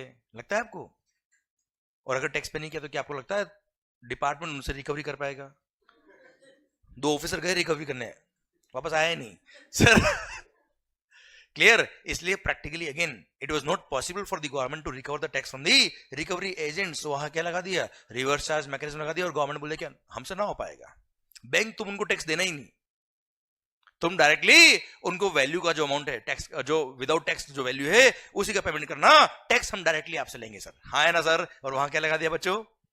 आरसीएम लगा दिया। और वहां रेसिपिएंट जो बैंक होता है वो लायबल होगा टैक्स पे करने के लिए सर। यस या नो? और इस एग्जांपल में यहां पर जो वैल्यू सप्लाई है 1 CR, ये 1 CR डॉन को पे करेगा मिस्टर कौन, एंड 18 लाख रुपए डायरेक्टली गवर्नमेंट को पे करेगा मिस्टर कौन बच्चों। हाँ है ना मालिक? क्लियर? पक्का? Done sir please. नहीं ऐसा कहीं लिखा नहीं है। क्लियर? आरसीएम के अंदर, चलो आप बोलो, आपका आंसर और मस्त लगा देता हूं, बोलो सर। चलो मैं बोल देता हूं इनका क्वेश्चन में। हाँ अब क्वेश्चन ही वही था तो मैं बोलूंगा ना आगे सर, मैं डिफाइन भी कर देता हूं इनका क्वेश्चन सो दैट सबको समझ में आएगा सर। इनका क्वेश्चन मैं समझ गया पर जरूरी नहीं आप लोग समझ गए। सर अभी अभी अपने और मैंने बात करी कि जीएसटी तभी लेवी होगा जब सप्लाई होगा, है ना भाई, and it shall be payable by a taxable person. तो रिवर्स चार्ज मैकेनिज्म अगर लगा दिया तो रेसिपिएंट लायबल होगा, तो क्या रेसिपिएंट टैक्सेबल पर्सन है क्या? यस क्या लायबल टू रजिस्ट्रेशन है? सर वैसे आपका आंसर अंदाजा बिल्कुल सही था आपका। सेक्शन नंबर 24 आपने नहीं पढ़ा, बट यू आर मैजिशियन, आपको पता था बेटा कि सर सेक्शन नंबर 24 रजिस्ट्रेशन के चैप्टर में सेक्शन नंबर 24 में लिखा है कि जिन पे रिवर्स चार्ज मैकेनिज्म में लायबिलिटी आती है जीएसटी पे करने की, उनको कंपलसरी रजिस्ट्रेशन करना ही पड़ेगा, भले उनका टर्नओवर कुछ भी हो, वी डोंट केयर। और जैसे ही उन पे आरसीएम की लायबिलिटी आई, they become a taxable person, और जैसे ही वो टैक्सेबल पर्सन बने, जीएसटी अट्रैक्ट हो गया, and yes they are liable to pay the GST as per section 9 subsection 3। Bharat माता की जय। क्लियर? पक्का? Done sir? हाँ बेटा। नहीं नहीं नहीं, आरसीएम में आ रहा है तो अच्छा। एक बात और सर, गवर्नमेंट भी कोई पागल नहीं है, गवर्नमेंट ने भी सोच समझ के रिवर्स चार्ज की कुछ सर्विसेज और गुड्स को नोटिफाई किया है। एंड कंज्यूमर परेशान नहीं होना चाहिए सर उसके अंदर, ठीक है? गवर्नमेंट ने हर सेक्टर को डिफाइन कराया, देखा है, समझा, और उसके बाद ही रिवर्स चार्ज लगाया। अब बोलिए आप, नहीं है ना टैक्स का बेनिफिट? भाई गवर्नमेंट को बेनिफिट क्या है? Easy collection of tax, recovery agent. अब रिकवरी एजेंट से टैक्स ले सकते हैं क्या सर वो? नहीं, उनको लगा बहुत डिफिकल्ट है सर कलेक्ट करना इनसे, बैंक को बोलिए तुम ही टैक्स पे कर देना हमको। सो वो मिले नहीं मिले बात की बात है ना बेटा। भाई आईटीसी मिलेगा तो टैक्स पे नहीं करेंगे ऐसा? आप सोचो, अगर आपका आउटपुट गुड्स टैक्सेबल है तो क्या इनपुट टैक्स पे नहीं करोगे आप? क्लियर? सो आईटीसी मिले ना मिले, इनपुट टैक्स क्रेडिट मिले ना मिले, वो बात की बात है बच्चों। क्लियर? हो सकता है आपका आउटपुट सप्लाई एग्जम्प्ट है बेटा, आपको आईटीसी नहीं मिलता है अब, ठीक है? वो सेकंड स्टेप हो गया, आपको आईटीसी मिलना नहीं मिलना एक अलग बात हो गई, पर हर वैल्यू एडिशन पे गवर्नमेंट को टैक्स मिलना चाहिए। तो सर रिवर्स चार्ज में अगर आपकी लायबिलिटी आती है तो you will have to pay the tax, ठीक है? भले आपको आईटीसी मिलता नहीं मिलता, बात की बात है बच्चों। ओके बेटा, क्लियर माहौल? तो सर ये था क्या? सेक्शन नंबर 9 सबसेक्शन 3 आरसीएम पर। हाँ, लिस्ट ऑफ गुड्स और लिस्ट ऑफ सर्विसेज, जो कोई बहुत टफ बात नहीं है सर, कॉन्सेप्ट में आपको पढ़ा चुका हूं आरसीएम का सर, वो हम पढ़ेंगे लिस्ट ऑफ गुड्स और list of services chapter number 6 में, जब हम रेस्पेक्टिव चैप्टर पढ़ेंगे रिवर्स चार्ज का बच्चों। क्लियर? डन। सेम वे एक सेक्शन नंबर 9 सबसेक्शन 4 भी दे रखा है सर, अगेन ये भी रिवर्स चार्ज का है बेटा, सुनना ध्यान से। क्या बोला है पता है sir? Government has the power. क्या बोला मालिक? Government has the power that on the recommendation of the GST council they can. अच्छा सुना रहे, ये होशियारी, डेलीगेटेड पावर दे रखा है, जीएसटी काउंसिल आएगा ही आएगा सर। उनके पास पावर है कि वो नोटिफाई कर देंगे कुछ गुड्स और सर्विस और बोथ को। क्या कर देंगे sir? They can notify certain goods और सर्विसेज और बोथ। अगर वो नोटिफाइड कैटेगरी ऑफ गुड्स और सर्विस और बोथ परचेज करता है कौन? Specified category of registered person. कौन परचेज करता है मालिक? आवाज नहीं आ रही। Specified category of registered person अगर परचेज करता है, कौन परचेज करता है बेटा? सर सेंट्रल गवर्नमेंट के पास पावर है कि that on the recommendation of the GST council they can notify certain goods और सर्विस और बोथ, और अगर उन नोटिफाइड गुड्स और सर्विस और बोथ को परचेज किया किसने? Specified category of registered person ने। किससे? अनरजिस्टर्ड पर्सन से। किसे परचेज किया बेटा? तो रिवर्स चार्ज लगेगा, और रिवर्स चार्ज लगेगा तो रेसिपिएंट जो रजिस्टर्ड पर्सन है, जो specified category of registered person है, वो टैक्स पे करेगा to the government directly under reverse charge mechanism, and recipient shall be treated as if he is the person liable to pay GST to the government directly. बेटा हाँ है ना मालिक? Clear? Okay, समझ में नहीं आया बेटा? क्योंकि मैंने समझाया भी नहीं, अभी बोला है, केवल बोलता हूं अभी मैं, सुनना रहे होशियारी। सेक्शन 9 सबसेक्शन 4 सर क्या बोलता है? किसी भी अनरजिस्टर्ड पर्सन से, क्या बोला sir? Notified category of goods और सर्विस और बोथ परचेज करता है कौन? Specified category of registered person. सारे लोग नहीं, specified category of registered person. तो ऐसे केस में रिवर्स चार्ज लगेगा, और सप्लायर जो था वो तो वैसे भी अनरजिस्टर्ड है सर। सप्लायर जो है वो तो वैसे भी क्या है? अब वो अनरजिस्टर्ड, उस पर टैक्स की लायबिलिटी आती ही नहीं, वो तो टैक्स पे करेगा नहीं सर। कोई बात नहीं, जो रेसिपेंट वो तो रजिस्टर्ड है, बोले तू टैक्स पे कर देना, क्या फर्क पड़ता है? अरे हाँ ना सर, आई रिपीट सर, अनरजिस्टर्ड पर्सन से किसे sir? Specified category of registered person ने नोटिफाइड गुड्स और सर्विस और बहुत परचेज किया, तो ऐसे केस में वो रेसिपेंट जो रजिस्टर्ड है वो लायबल होगा टैक्स पे करने के लिए अंडर आरसीएम बेटा। ठीक है सर, वैसे अगेन ये चैप्टर जब आएगा 6 तब हम डिटेल में पढ़ेंगे, पर यस बता देता हूं आपको, एक ही नोटिफाइड पर्सन है आज की तारीख में। कौन? बिल्डर, प्रमोटर जिसको बोलते हैं टेक्निकली, प्रमोटर लीगल लैंग्वेज में बेटा। ठीक है, और आप और हम इसको किस नाम से जानते हैं बच्चों? Builder. Sir promoter has been notified, किसको नोटिफाई किया सर? चलो बिल्डर बोल दूं मैं, चलेगा आपके लिए? ठीक है, बिल्डर को नोटिफाई कर दिया। किसको नोटिफाई कर दिया सर? किसको नोटिफाई किया? किसको नोटिफाई किया? ऐसे ऐसे हाथ हटा दे, अरे बस तू कहीं खो जाता कभी कभी बेटा। सर सुनना, किसको नोटिफाई किया? बिल्डर को। मेरे साथ बोलते जाओ आप सर, किसको नोटिफाई किया? बिल्डर। अब अगर बिल्डर को नोटिफाई कर दिया कि बिल्डर तुमने अगर किसी भी अनरजिस्टर्ड पर्सन से, क्या बोला सर? सीमेंट परचेज कर लिया। क्या परचेज कर लिया? तो लग गए। और कौन पे करेगा? क्यों? क्योंकि जो सप्लायर है वो तो रजिस्टर्ड ही नहीं है साहब, उस पर जीएसटी की लायबिलिटी आती ही नहीं सर, वो तो टैक्स पे करेगा नहीं सर, तेरे को पे करना पड़ेगा। क्लियर? सीमेंट है, कैपिटल गुड्स है, कुछ अदर गुड्स भी बेटा, वो हम पढ़ेंगे चैप्टर नंबर 6 पढ़ते वक्त। पर यस, एट प्रेजेंट केवल एक ही नोटिफाइड कैटेगरी ऑफ पर्सन है, नाम क्या है उसका? पक्का? पक्का? बिल्डर ने किससे परचेज किया गुड्स? अच्छा, रजिस्टर्ड से परचेज किया होता तो वो तो वैसे भी टैक्स लगा के देता सर। नहीं नहीं, मजा नहीं आया, वापस सुना भाई। आप अगर जीएसटी में रजिस्टर्ड होते हैं बेटा, और मैं बिल्डर हूं सर, मैं रजिस्टर्ड हूं जीएसटी में, मैंने अगर रजिस्टर्ड लोगों से गुड्स खरीदी होती तो क्या होता? उन्होंने वैसे भी टैक्स लगाया होता सर, और बिल पे टैक्स लगा के मुझे दिया होता, मैंने टैक्स पे कर दिया होता उनको, और उन्होंने गवर्नमेंट को पे कर दिया होगा। हाँ या ना सर? पर अगर आप जीएसटी में रजिस्टर्ड नहीं हो सर, और सीमेंट बेच रहे हो बेटा, फॉर एग्जांपल, अगर आप रजिस्टर्ड होते सीमेंट बेचते, सीमेंट पे जीएसटी लगा के देते मेरे को सर।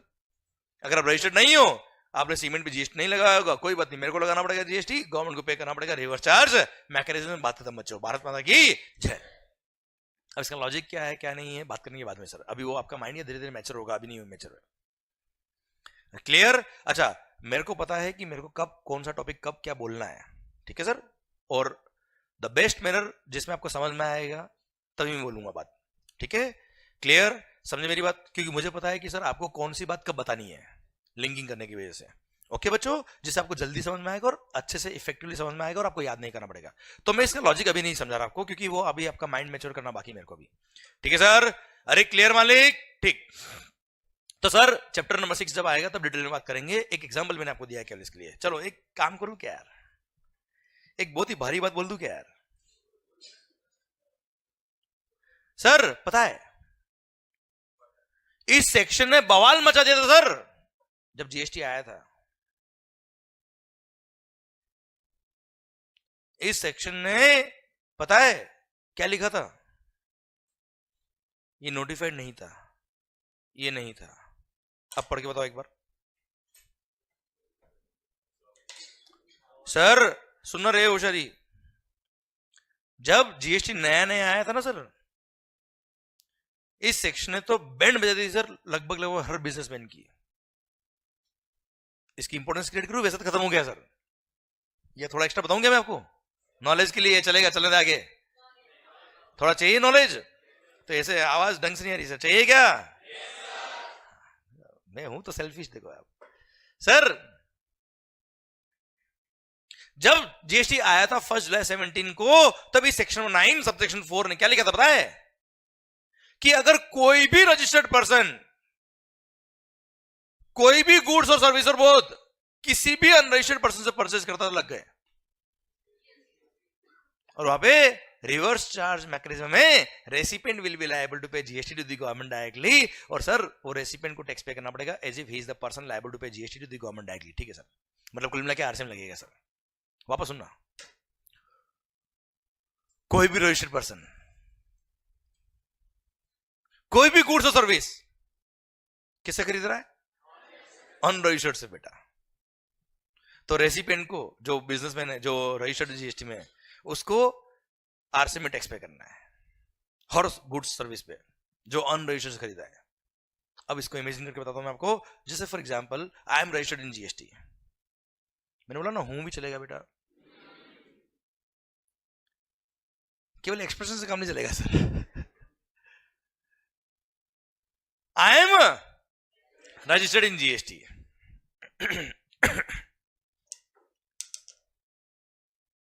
अब सर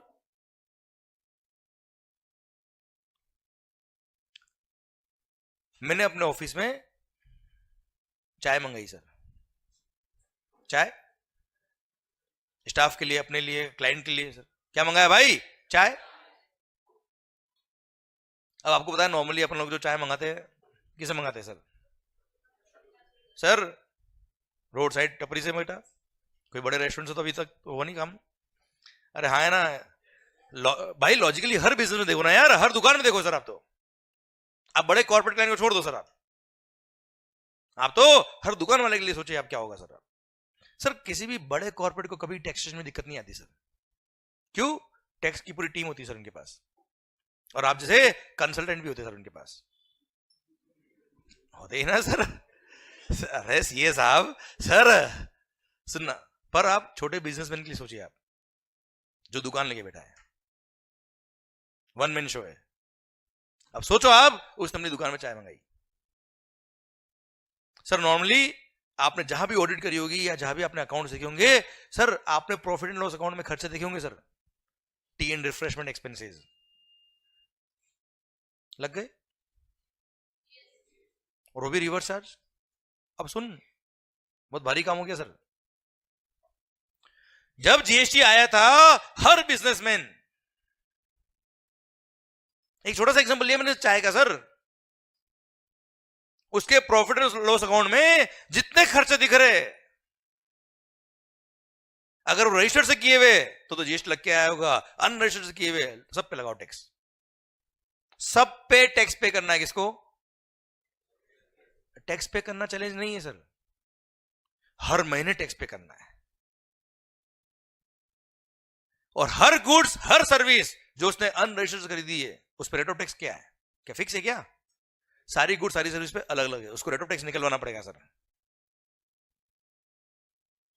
और सर वैसे टैक्स इनवॉइस चैप्टर मैंने पढ़ाया नहीं आपको अब तक, पर सर अगर अनरजिस्टर्ड से रजिस्टर्ड ने परचेज किया है और वहां पे अगर रिवर्स चार्ज लगता है तो खुद पे इनवॉइस भी इशू करना पड़ता है।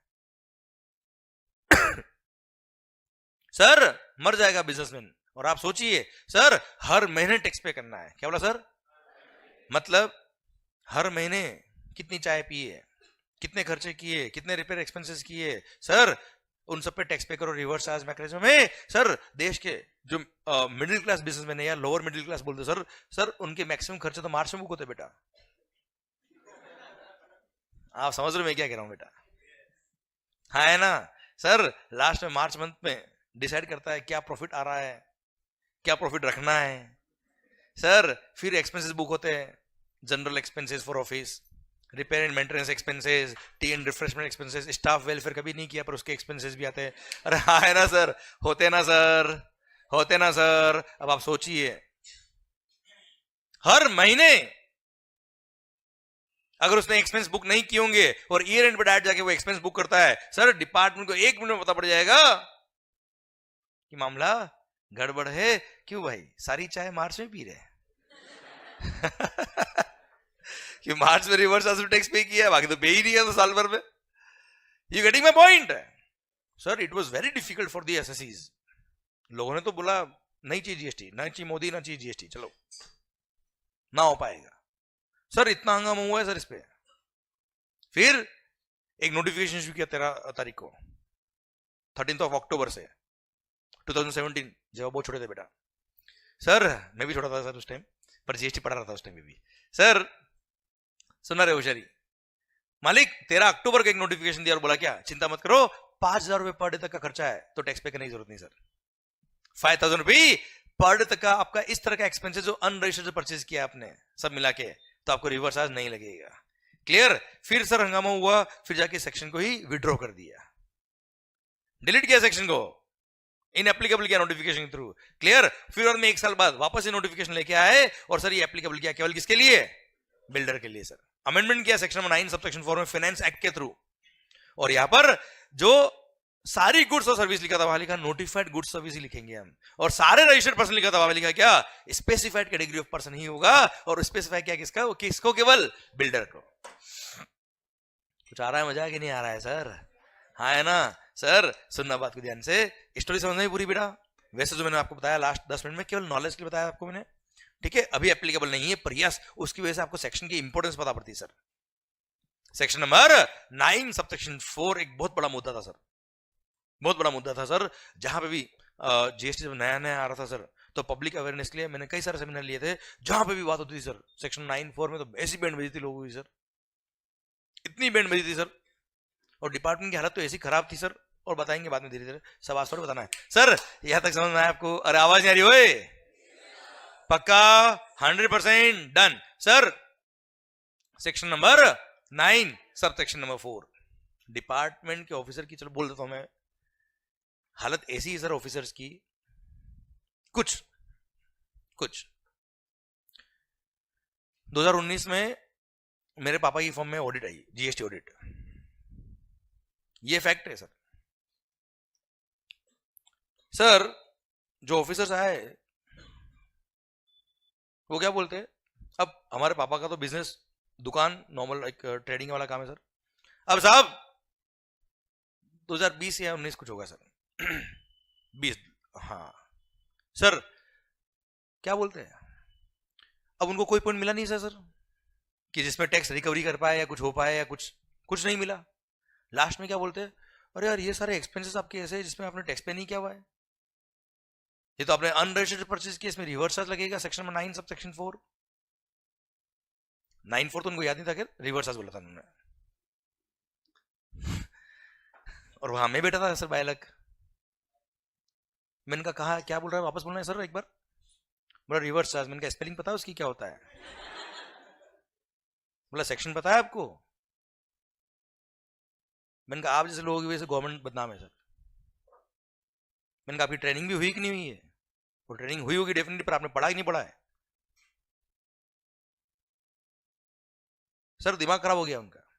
सोचो वहां तो मैं बैठा था सर, अगर मान लो मैं नहीं होता, केवल पापा होते हैं, और सोचिए यहाँ जितने आप दुकान देखते हो बेटा, आपने भी, आप जिस टाउन से बिलोंग करते हो वहां देखना जितने मार्केट में दुकान है, एक को भी क्या सेक्शन 9(4) पता है क्या? वो ऑफिसर के बोलेगा टैक्स लगता है, आप वो तो परेशान है ना यार आदमी, समझना बात को ध्यान से। मैंने कहा तुम जैसे लोगों की वजह से पूरा देश डिपार्टमेंट से डरता है, and they are not tax friendly, हाँ है ना सर? भगाया उनको बाहर, गाली नहीं दी केवल उनको, this was the actual condition. उनको बोला ट्रेनिंग नहीं हुई तुम्हारी तो कराओ आप ट्रेनिंग, मैं आ जाता हूँ बोले सर बोले सर आप कौन हो? मैंने कहा मैं कौन हूँ, छोड़ दे अभी तू सर पर पॉइंट क्या है? पॉइंट इज दैट नॉलेज, इसलिए मैंने आपको सेक्शन नंबर 9(4) की इंपॉर्टेंस बताई बेटा। क्लियर? कि आपको ध्यान रहे, ये बाद में चेंज हुआ, और बाद में बिल्डर वो इनिशियली आया था उसके 1 महीने बाद ही विड्रॉ हो गया था सर, 5,000 रुपए पर डे की लिमिट दी, बाद में इसको विड्रॉ भी कर दिया सर, हाँ है ना मालिक? क्लियर? पर सर ये इतना भारी सेक्शन था, मतलब अगर ये होता तो आज शायद जीएसटी ना हो पाता, इतना भारी सेक्शन था ये, ठीक है? क्योंकि हर एक्सपेंस आप सोचो ना यार, उसमें रिवर्स में टैक्स पे करना, उसकी रेट ऑफ टैक्स निकालना, कंप्लायंस पे करना हर महीने पॉसिबल नहीं था सर। क्लियर मालिक? सर सेक्शन 9(4) अभी किस लिए एप्लीकेबल है sir? Only and only builder, जिसको टेक्निकली बोलते हैं क्या? प्रमोटर्स, ठीक है मालिक? पक्का डन। तो सेक्शन नंबर 9 सबसेक्शन 4 खत्म होता है अब, पक्का? ठीक सर। सर आइए सेक्शन नंबर 9 सबसेक्शन नंबर 5। ओला नाम सुना क्या? ओला, उबर, स्विगी, मैकडी सर सुनना ओ भाई, ओला, स्विगी, जोमेटो, सर गवर्नमेंट के पास पावर है। चलो एक चीज, एक एग्जांपल से बात कर लेता मैं आपसे सर। ओला, टैक्सी, उबर, कभी ट्रेवल किया होगा ना सर? मान लो, आवाज नहीं आ रही सर, मान लो मैं हूं टैक्सी ड्राइवर सर,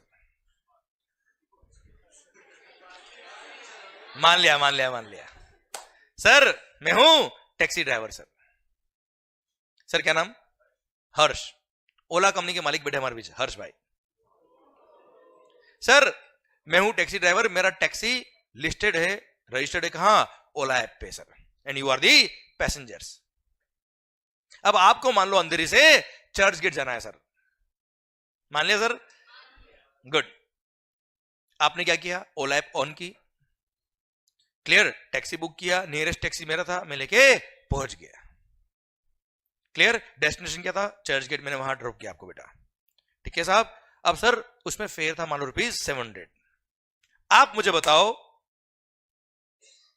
एक्चुअली आपको ट्रांसपोर्ट ऑफ पैसेंजर की सर्विस किसने दी है? क्या ओला ने दी है या इस टैक्सी वाले ने दी है? क्या टैक्सी ओला की थी सर? नो, टैक्सी मेरी। मैंने वहां लिस्ट करी है, ये एक इलेक्ट्रॉनिक कॉमर्स ऑपरेटर है, ये एक ई कॉमर्स प्लेटफॉर्म है सर। इसने क्या किया? एक प्लेटफॉर्म बनाया जिसपे ये सप्लायर ऑफ सर्विस और रेसिपिएंट ऑफ सर्विस एक जगह मिल गए थ्रू दैट इलेक्ट्रॉनिक प्लेटफॉर्म। हाँ है ना भाई? इसने क्या किया? हम सबको एग्रीगेट कर दिया एक ही प्लेटफॉर्म पे सर। अरे yes no, this model of business is called aggregator model of business.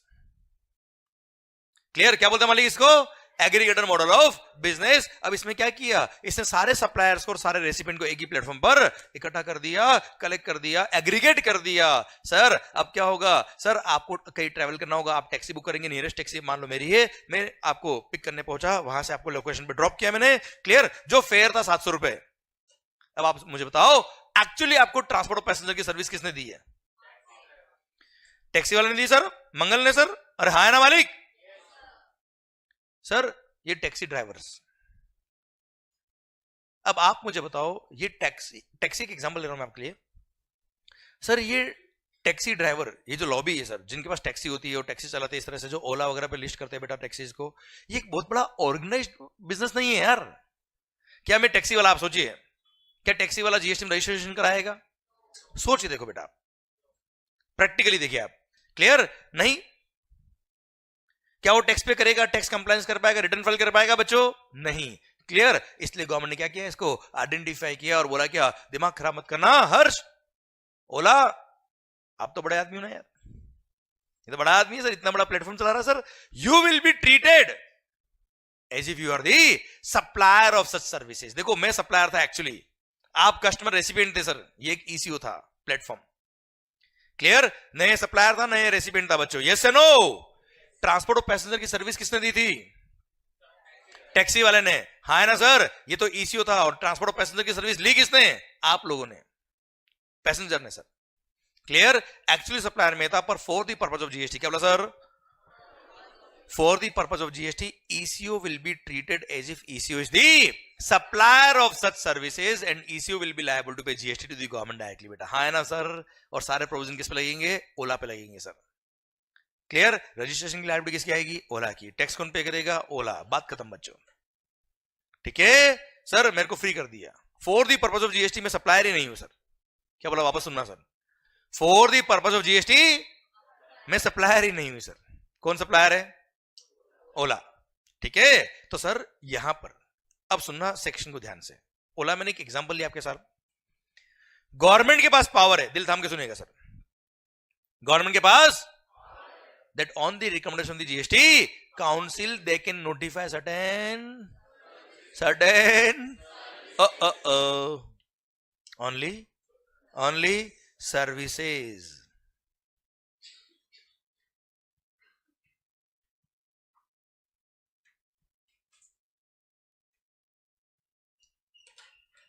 सरकार अमेजोन की बात नहीं कर रहा मैं आपसे, फ्लिपकार्ट की बात नहीं कर रहा, मीशो की बात नहीं कर रहा मैं आपसे, केवल सर्विसेज की बात कर रहा मैं आपसे, और वो भी सारी नहीं। हाँ, अभी 5 सर्विसेज ही केवल, अब 5 है, 4 है, 3 है, मेरा भाई पॉइंट वो नहीं है, पढ़ेंगे बाद में सर हम, क्लियर। पर जस्ट आइडिया के लिए आपको बताया मैंने सर, सारी सर्विसेज भी नहीं, केवल नोटिफाइड सर्विसेज। सर गवर्नमेंट ने बोल दिया कि ये नोटिफाइड सर्विसेज अगर आपने ईसीओ के थ्रू सप्लाई किया, किसके थ्रू सप्लाई किया बेटा? इलेक्ट्रॉनिक कॉमर्स ऑपरेटर के थ्रू अगर आपने सप्लाई किया तो ECO shall be liable to pay GST to the government as if he is the supplier of such services. Please sir ध्यान दीजिएगा, शानदार पॉइंट बताता हूं आपको। As if ECO is the supplier of such services and ECO shall be liable to pay GST to the government directly, and सारे compliance भी उसी को करने पड़ेंगे सर। हाँ है ना मालिक? अरे क्लियर? ठीक, ओला वाला एग्जांपल क्लियर है सर आपको? सर वैसे सेक्शन 93, 94, 95 ये तीनों में पढ़ेंगे चैप्टर नंबर 6 में, अलग से मैंने चैप्टर दे रखा है बेटा तब। ठीक है, मैं जस्ट आपको सेक्शन 9 में आ रहा है इसलिए पढ़ा रहा हूं मैं आपको। शायद समझ में आया सर आपको? अरे समझ में आया क्या? 95 को रिवर्स चार्ज बोलते हैं क्या? वापस बोलता हूं, मेरा क्वेश्चन क्या है? 95 को रिवर्स चार्ज बोलते हैं क्या? This is my question. हाँ, 95 को रिवर्स चार्ज नहीं बोलेंगे, क्यों? अगर रेसिपिएंट टैक्स पे करता है तो उसको क्या बोलते हैं बेटा? Reverse charge mechanism. सर आप मुझे बताओ सेक्शन 9 सबसेक्शन 5 में क्या रेसिपिएंट लायबल है टैक्स पे करने के लिए? रेसिपिएंट तो पैसेंजर है ना यार, वो टैक्स पे नहीं कर रहा है। क्लियर? सर टैक्स कौन पे कर रहा है? ECO, Ola. Clear? ECO will be treated as if ECO is the, और सप्लायर जब टैक्स पे करता है उसको क्या बोलते हैं बेटा? आवाज नहीं आ रही सर? फॉरवर्ड चार्ज मैकेनिज्म बोलते सर। जहां पे भी सप्लायर लायबल होता है उसको क्या बोलते हैं सर? फॉरवर्ड चार्ज मैकेनिज्म बोलते हैं, उसको रिवर्स चार्ज मैकेनिज्म नहीं बोलते। दिल थाम के देखना सर, एक मिनट। 9.3 देखो ध्यान से आप, क्या लिखा मैंने 9.3 में? देखो क्या लिखा है?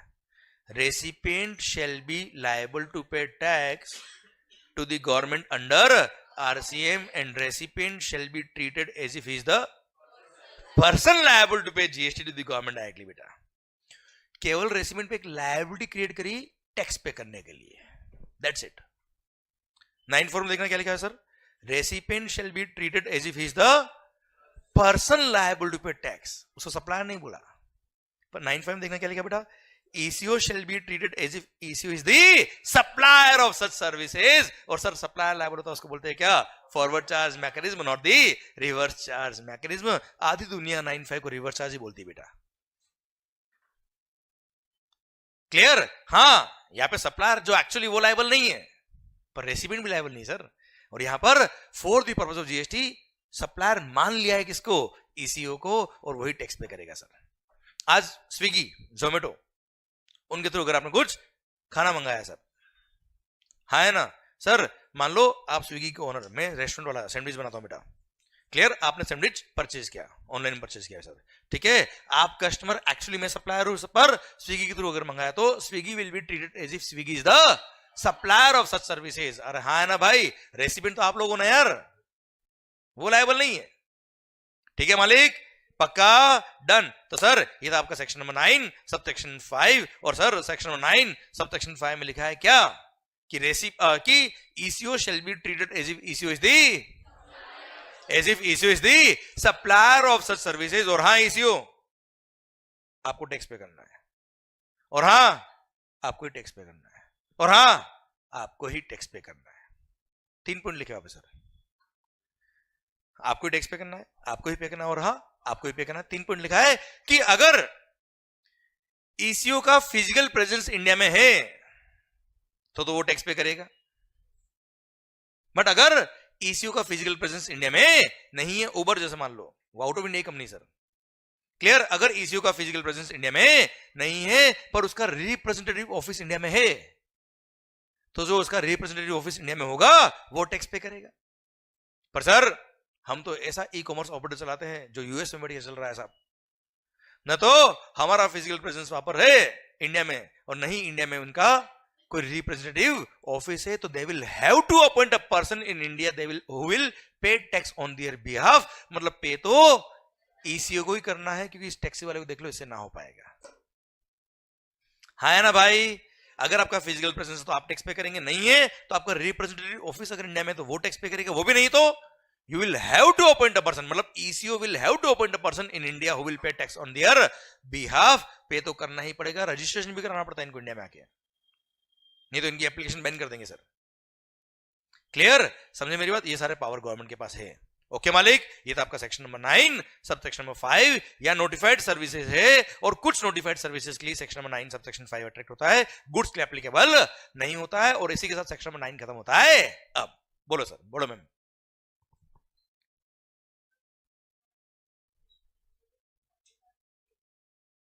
Amazon is not liable बेटा, Amazon is not supplier.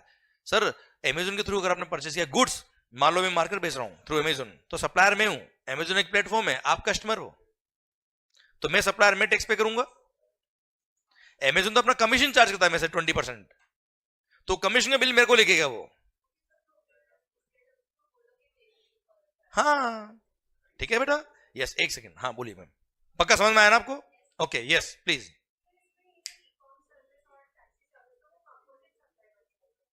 नहीं नहीं नहीं नहीं, those are two different services. Taxi service के लिए e commerce will be liable. Platform fee के लिए ECO is the supplier, ECO is the actual supplier ना बेटा यार.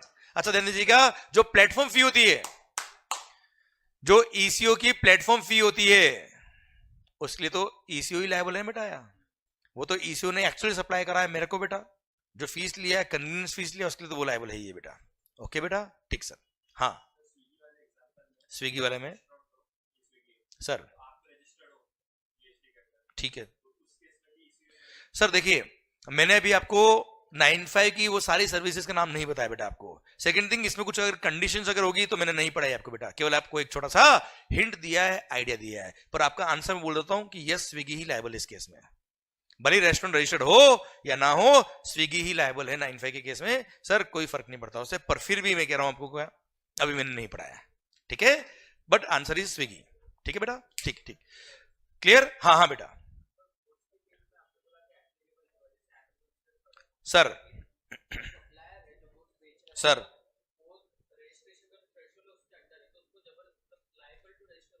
क्या लिखा है ये? नहीं, ये क्या लिखा है?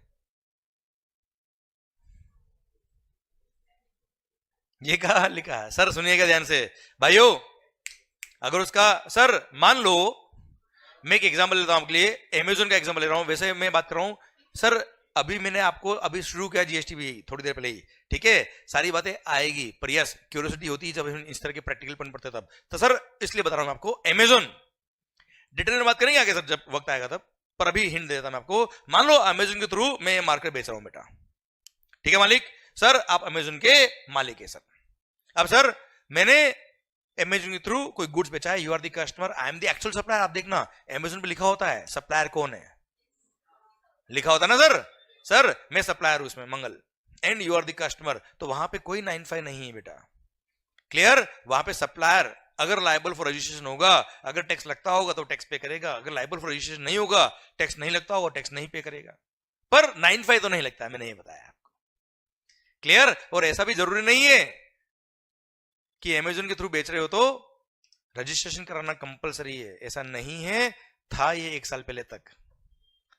ठीक है सर, इसलिए अभी ये सब बातें करी नहीं मैंने, सेक्शन में 24 से हट गया बेटा, एग्जामिशन दिया नोटिफिकेशन में 20, सेक्शन में 23 के थ्रू. ठीक है सर. Yes ma'am.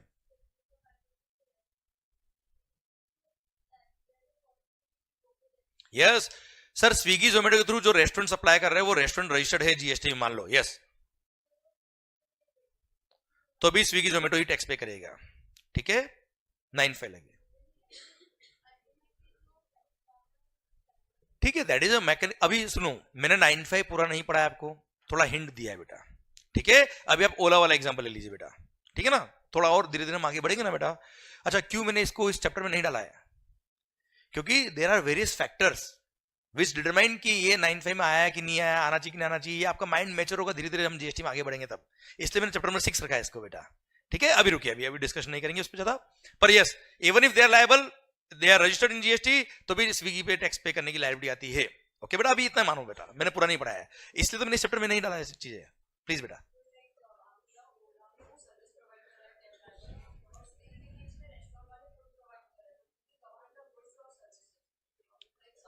अभी बात करें, थोड़ी देर बाद बात करेंगे, ठीक है बेटा, आएगा सेक्शन नंबर 8 में आपका आंसर आएगा बेटा, ओके सर। अच्छा सर ध्यान देना, section number 9 subsection 5, section number 9 subsection 5, section number 9 subsection 3, 94 and 95, ये तीनों 93 94 कौन से, आरसीएम, 95 कौन सा, ईसीओ फॉरवर्ड चार्ज, ठीक है। ये तीनों सेक्शन मैंने आपको केवल हिंट दिए, पढ़ाए नहीं है, ये तीनों हम डिटेल में पढ़ेंगे जब नेक्स्ट चैप्टर, जब चैप्टर नंबर 6 आएगा तब बेटा, हाँ है ना भाई, क्लियर। अच्छा मैंने अपनी बुक के अंदर चैप्टर की सीक्वेंस भी इस तरह से बनाई हुई कि मेरे को कब कौन सा टॉपिक कैसे पढ़ाना है और आपको कब पॉइंट समझ में आएगा अच्छे से, उस हिसाब से मैंने चैप्टर बनाया है सर, ठीक है, क्लियर डन। तब बात करेंगे डिटेल के अंदर हम और बहुत सारी, और पता है जब आपका माहौल बन जाएगा इनडायरेक्ट टैक्स का, तब बहुत सारे क्वेश्चन आप मेरे से पूछ रहे हो ना सर, उसके आंसर आपके पास ऑलरेडी होंगे सर, अपने आप आएंगे, तो मैं चाहता हूं वो आंसर अपने आप जनरेट हो आपके सर, ठीक है। तो वक्त आएगा तो बात करेंगे और हम, क्लियर पक्का। तो इसी के साथ सेक्शन नंबर 9 खत्म होता है। अब एक बार सेक्शन नंबर 9 वापस से पूरा रिपीट कर दूंगा बच्चों में, अब आवाज नहीं आ रही हो, ओके ध्यान मेरी तरफ, ध्यान मेरी तरफ पूरा sir. Section number 9 sub section number 1 कहता है क्या, CGST shall be levied on intra-state supply of goods or service or both except alcohol liquor for human consumption at the rate notified by the government on the recommendation of the GST Council, but not more than 20% of value of such goods or service or both, and it shall be payable by a taxable person मतलब a person who is registered under GST or is, मजा आ गया, taxable event under GST is, okay sir. Section 9 subsection 2 बोलता है क्या, 5 goods, petroleum crude, high speed diesel, motor spirit common known as petrol, ATF aviation turbine fuel and natural gas, ये 5 goods ऐसी जिन पे GST लगेगा, but from a date to be notified by the government on the recommendation of the GST council, but अब तक notify नहीं हुआ, तो 8% कितनी गुड्स होगी जिन पे जीएसटी नहीं लगता है, 6 सर। कौन कौन सी, घूम लो और झूम लो, अरे क्लियर समझे, एल्कोहल लिकर, दारू और पेट्रोल, इन पे जीएसटी अभी नहीं लगता है, इसलिए इनको बोलते हैं नॉन टैक्सेबल सप्लाई। क्या बोलते हैं सर, 9(3) बोलता है गवर्नमेंट के पास पावर है कि वो चाहे तो कुछ गुड्स और सर्विस और बोथ को नोटिफाई कर सकता है, और नोटिफाई करके बोल देगा क्या, यहाँ पे recipient will be liable to pay tax to the government directly under reverse charge mechanism, and he will be liable as if he is the person liable to pay tax to the government. बेटा हाँ है ना भाई, कुछ goods और services notified है, हम पढ़ेंगे बाद में बेटा इसको। Section number 9 sub section number 4 बोलता है क्या, बिल्डर के लिए, किसके लिए बच्चा, कि अगर notified category of registered person, notified category of registered person जो बिल्डर है, वो अगर नोटिफाइड गुड्स और सर्विस और बहुत परचेस करते किससे, किसी भी अनरजिस्टर्ड पर्सन से, तो ऐसे केस में रेसिपिएंट जो बिल्डर है वो लायबल होगा टैक्स पे करने के लिए to the government directly as if he is the person liable to pay tax under RCM. बच्चों हाँ है ना भाई, क्लियर। 9(5) बोलता है क्या सर, गवर्नमेंट के पास पावर है कि वो चाहे तो कुछ सर्विसेज को नोटिफाई कर सकता है, किसको नोटिफाई कर सकता है सर, और वो सर्विसेज नोटिफाइड सर्विसेज, केवल सर्विसेज, और वो भी नोटिफाइड सर्विसेज अगर आपने ईसीओ के थ्रू सप्लाई करी, तो ECO will be treated as if ECO is the, as if ECO is the supplier of such services, and sir ECO को टैक्स पे करना है, और हाँ उसी को पे करना है, और हाँ उसी को टैक्स पे करना है, याद आया बच्चों आपको, डन। इसी के साथ सेक्शन 9 खत्म होता है। अब ये था क्या, सेक्शन 9 सीजीएसटी एक्ट का। अच्छा अगर मैं एसजीएसटी एक्ट की बात करूं आपसे, एसजीएसटी एक्ट की, तो same section number 9 sub section 1 2 3 4 5 कहां मिलेंगे आपको, हर स्टेट गवर्नमेंट के एसजीएसटी एक्ट में, बस यहां पे सेंट्रल गवर्नमेंट लिखा है, वहां क्या होगा, स्टेट गवर्नमेंट। अच्छा वैसे यहां पे क्या लिखा है, गवर्नमेंट, और इस एक्ट के लिए गवर्नमेंट का मतलब होता है सेंट्रल गवर्नमेंट, और एसजीएसटी एक्ट में भी लिखा है गवर्नमेंट, पर उस एक्ट में गवर्नमेंट का मतलब होता है क्या, वो रेस्पेक्टिव स्टेट गवर्नमेंट। बेटा हाँ है ना मालिक, clear done, absolutely same, sub section number भी सेम बेटा, क्लियर। कहीं कोई प्रोवाइजो होगा, एक्सप्लेनेशन होगा, वो भी सेम होगा सर, ठीक है sir, one nation one tax यार, हाँ है ना मालिक, क्लियर। पता है आपको, जैसे आपने सेक्शन नंबर 9 पढ़ा सीजीएसटी एक्ट में, वैसे ही सेक्शन नंबर 5 दे रखा है कहां, आईजीएसटी एक्ट में। कौन सा, सेक्शन नंबर 5 कहां पे बच्चों, आईजीएसटी एक्ट में। कौन सा सेक्शन, जल्दी बोलना है बेटा एक बार, सेक्शन नंबर 5। सर सुनना एक मिनट को, सेक्शन नंबर 5 पता है, यहां पर इंट्रा स्टेट सप्लाई पे लगता है जीएसटी, वहां पर, क्लियर। तो सर पूरा section number 5 is absolutely same. क्या बोला सर,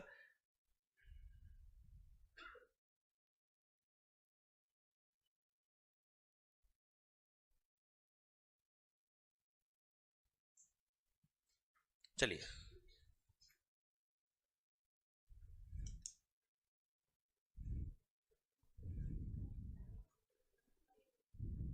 सेक्शन नंबर 5।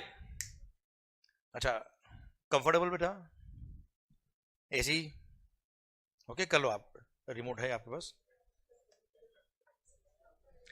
ओ भाई समझ में तो आ रहा है ना आपको, पक्का?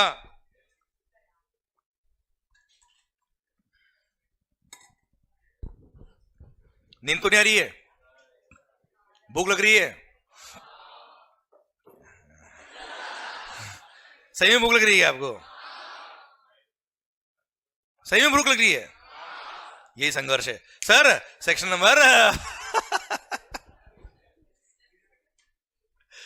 Section number 5 sub section number 1।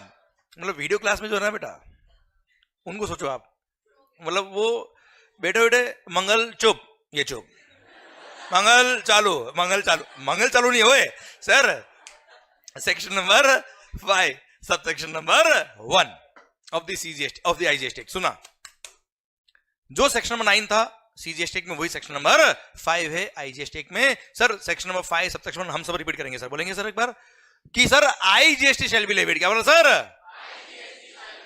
On interstate, on interstate supply of goods और सर्विस और both except alcohol liquor for human consumption at the rate notified by the government on the recommendation of the GST Council, but not more than 40% of value of such goods or service or both, and it shall be payable by a taxable person.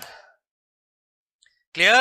IGST is CGST plus SGST. 20 plus 20 कितना हो गया बेटा? 40. Okay मालिक? Clear? Done. And it shall be payable by a taxable person. ठीक है sir? ये section number 5 subsection 1। Section number 5 subsection 2, वो 5 goods, कौन सी 5 गुड्स? पेट्रोल वाली बेटा। सर इन पे जीएसटी लगेगा but from rate to be notified by the government. 5 कौन कौन सी बेटा बोलना एक बार? Petroleum crude, high speed diesel, motor spirit common known as petrol, aviation turbine fuel and natural gas. 5(3) RCM या इंट्रास्टेट है, वो क्या होगा? इंटरस्टेट। 5(4) रिवर्स चार्ज, इंटरस्टेट के केस में भी, बिल्डर वाले केस में बेटा। एंड 5(5) ओला उबर स्विगी वगैरह बच्चा। हाँ है ना भाई? Absolutely same. कोई खास बात? अच्छा, बस एक बात और एक्स्ट्रा है बेटा, उसके लिए मैं सेक्शन नंबर 5 यहां लिखा मैंने आपके लिए। यहां पे सेक्शन नंबर 5 सबसेक्शन में एक प्रोवाइजो दे रखा है। सेक्शन नंबर 5 सबसेक्शन 1 में एक प्रोविजो दे रखा है। वो क्या दे रखा है, सुनना ध्यान से। सर ओ मालिक हूं तो करो कम से कम।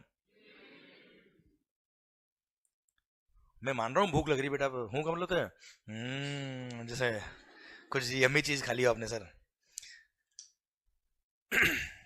ओ मालिक, सेक्शन नंबर 5 सबसेक्शन 1 बोलता है क्या इंटरस्टेट सप्लाई पे आईजीएसटी लगेगा सर? हूं तो कर लो। इंटरस्टेट सप्लाई पे क्या लगेगा सर? आईजीएसटी। अच्छा पता है इंपोर्ट ऑफ गुड्स क्या बोला सर? इंपोर्ट ऑफ गुड्स पे क्या लगता है बच्चों? कस्टम्स। इंपोर्ट ऑफ सर्विस नहीं बोल रहा मैं आपसे, इंपोर्ट ऑफ गुड्स। अगर आपने आउट ऑफ इंडिया से इंडिया में कोई गुड्स इंपोर्ट करी तो इंपोर्ट ऑफ गुड्स पे क्या लगता है बच्चों? और खास बात, कस्टम के साथ में आईजीएसटी भी लगता है on import of goods along with the customs. क्या लिखा है?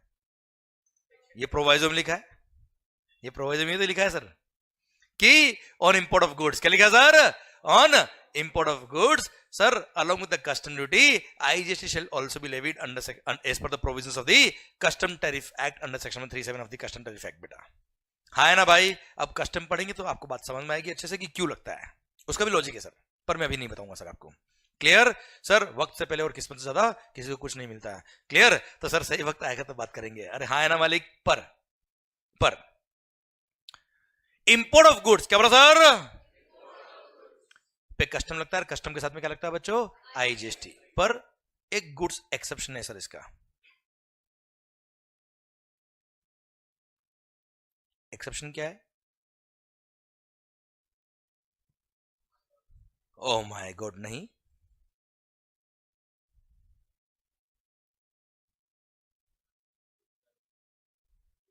जंगली रेमी पे कभी आओ ना महाराज सर तो अगर ऑनलाइन मनी गेमिंग होता है ना रमी वगैरह, ड्रीम 11 ऑनलाइन मनी गेमिंग है। हाँ, और ये ना 7 पत्ती, 7 नहीं 3 पत्ती ना, नहीं मेरे को पता नहीं, मैं कभी खेला नहीं सर। क्लियर, दारू पीने में पता नहीं पड़ता क्या खेल रहा है सर। अरे हाँ है ना भाई सर। तो जंगली रमी, 3 पत्ती, ये जो ऑनलाइन मनी गेमिंग है सर, जिसमें पैसा इन्वॉल्व है सर, वो अगर वेबसाइट आउट ऑफ इंडिया वाली है बेटा, कहां की बेटा?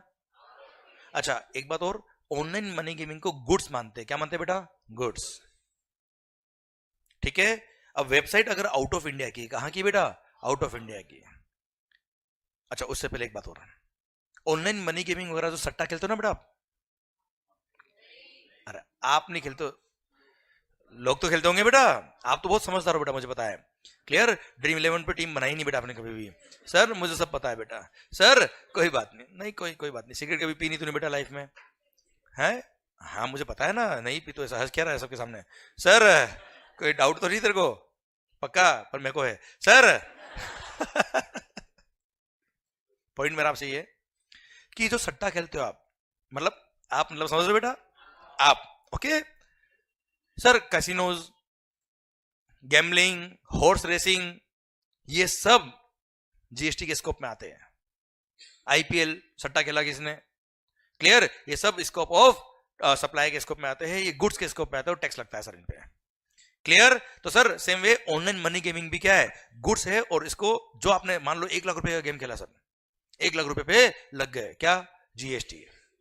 ठीक है, अब सर अगर इंडिया की वेबसाइट है तो टैक्स लग ही जाएगा सर, पर अगर वो वेबसाइट आउटसाइड इंडिया की तो भी टैक्स लगेगा सर। पर sir for the purpose of GST इसको गुड्स माना है। क्या माना है सर? अब आउट ऑफ इंडिया की वेबसाइट से आप अगर आपने कोई ऑनलाइन मनी गेमिंग खेला है सर, तो एक्चुअली कोई गुड्स इंपोर्ट हुआ है क्या कस्टम में सर? क्या भाई, कस्टम क्लियरेंस होता है गुड्स का, तब कस्टम लगता है ना बेटा। ठीक है यार, for the purpose of GST इसको गुड्स माना है, आउट ऑफ इंडिया की वेबसाइट है तो इंपोर्ट ऑफ गुड्स हो गया सर। क्या इस पे कस्टम लगेगा सर? तो इस पे कस्टम नहीं लगेगा, पर आईजीएसटी तो लगेगा। ठीक है साहब, तो यहाँ पे सेक्शन 5 सब सेक्शन में प्रोवाइजोस दे रखा, उसमें एक एक्सेप्शन था, वो तुम्हें बताया मैंने, मैं रिपीट कर देता हूं वापस से बच्चों कि सर इंपोर्ट ऑफ गुड्स, क्या बोला सर? इंपोर्ट ऑफ गुड्स पे कस्टम लगेगा, और कस्टम के साथ साथ आईजीएसटी भी लगेगा sir, as per provisions of the custom tariff act. Clear, पर एक्सेप्ट वन गुड, कौन सा? Online money gaming. Online money gaming के केस में सिर्फ आईजीएसटी लगेगा as per section 5 subsection 1, not as per proviso बेटा। प्रोवाइजो के हिसाब से कस्टम लगता है बच्चों, हाँ है ना मालिक? Clear, normal section 5 subsection 1 में उसको इंटर स्टेट सप्लाई मानते हुए, क्या मानते हुए बेटा? इंटर स्टेट सप्लाई मानते हुए क्या लगाएंगे बेटा? सेक्शन 5 सब सेक्शन 1 लगाएंगे, और उसके थ्रू आईजीएसटी लग जाएगा बच्चा उस पर कस्टम्स नहीं लगेगा। ठीक है मालिक? Clear, done. अगर वो वेबसाइट आउट ऑफ इंडिया की थी तो बेटा, ठीक है। चलिए सर, ये तो आपका क्या सेक्शन नंबर 5 खत्म होता है। अब तो सर जो सेक्शन 9 था वही सेक्शन नंबर 5 है आईजीएसटी एक्ट का। बस यहां पर इंट्रास्टेट था, यहां पे क्या हो गया? इंटरस्टेट। यहां मैक्सिमम रेट थी 20%, यहां कितने हो गई? 40%। बाकी सब जगह इंटरस्टेट होगा बेटा। क्लियर, और एक प्रोवाइजो एक्स्ट्रा है कि इंपोर्ट ऑफ गुड्स के साथ में क्या लगेगा? कस्टम के साथ में क्या लगेगा? आईजीएसटी भी लगेगा, एक्सेप्ट ऑनलाइन मनी गेमिंग। और ऑनलाइन मनी गेमिंग में केवल और केवल आईजीएसटी लगेगा as per section number 5 subsection 1। अगर वो आउट ऑफ इंडिया की वेबसाइट थी तो, इंडिया की वेबसाइट होगी तो जो नॉर्मल टैक्स लगते हो तो लगेंगे बच्चों, हाँ है ना मालिक? डन। कोई खास बात?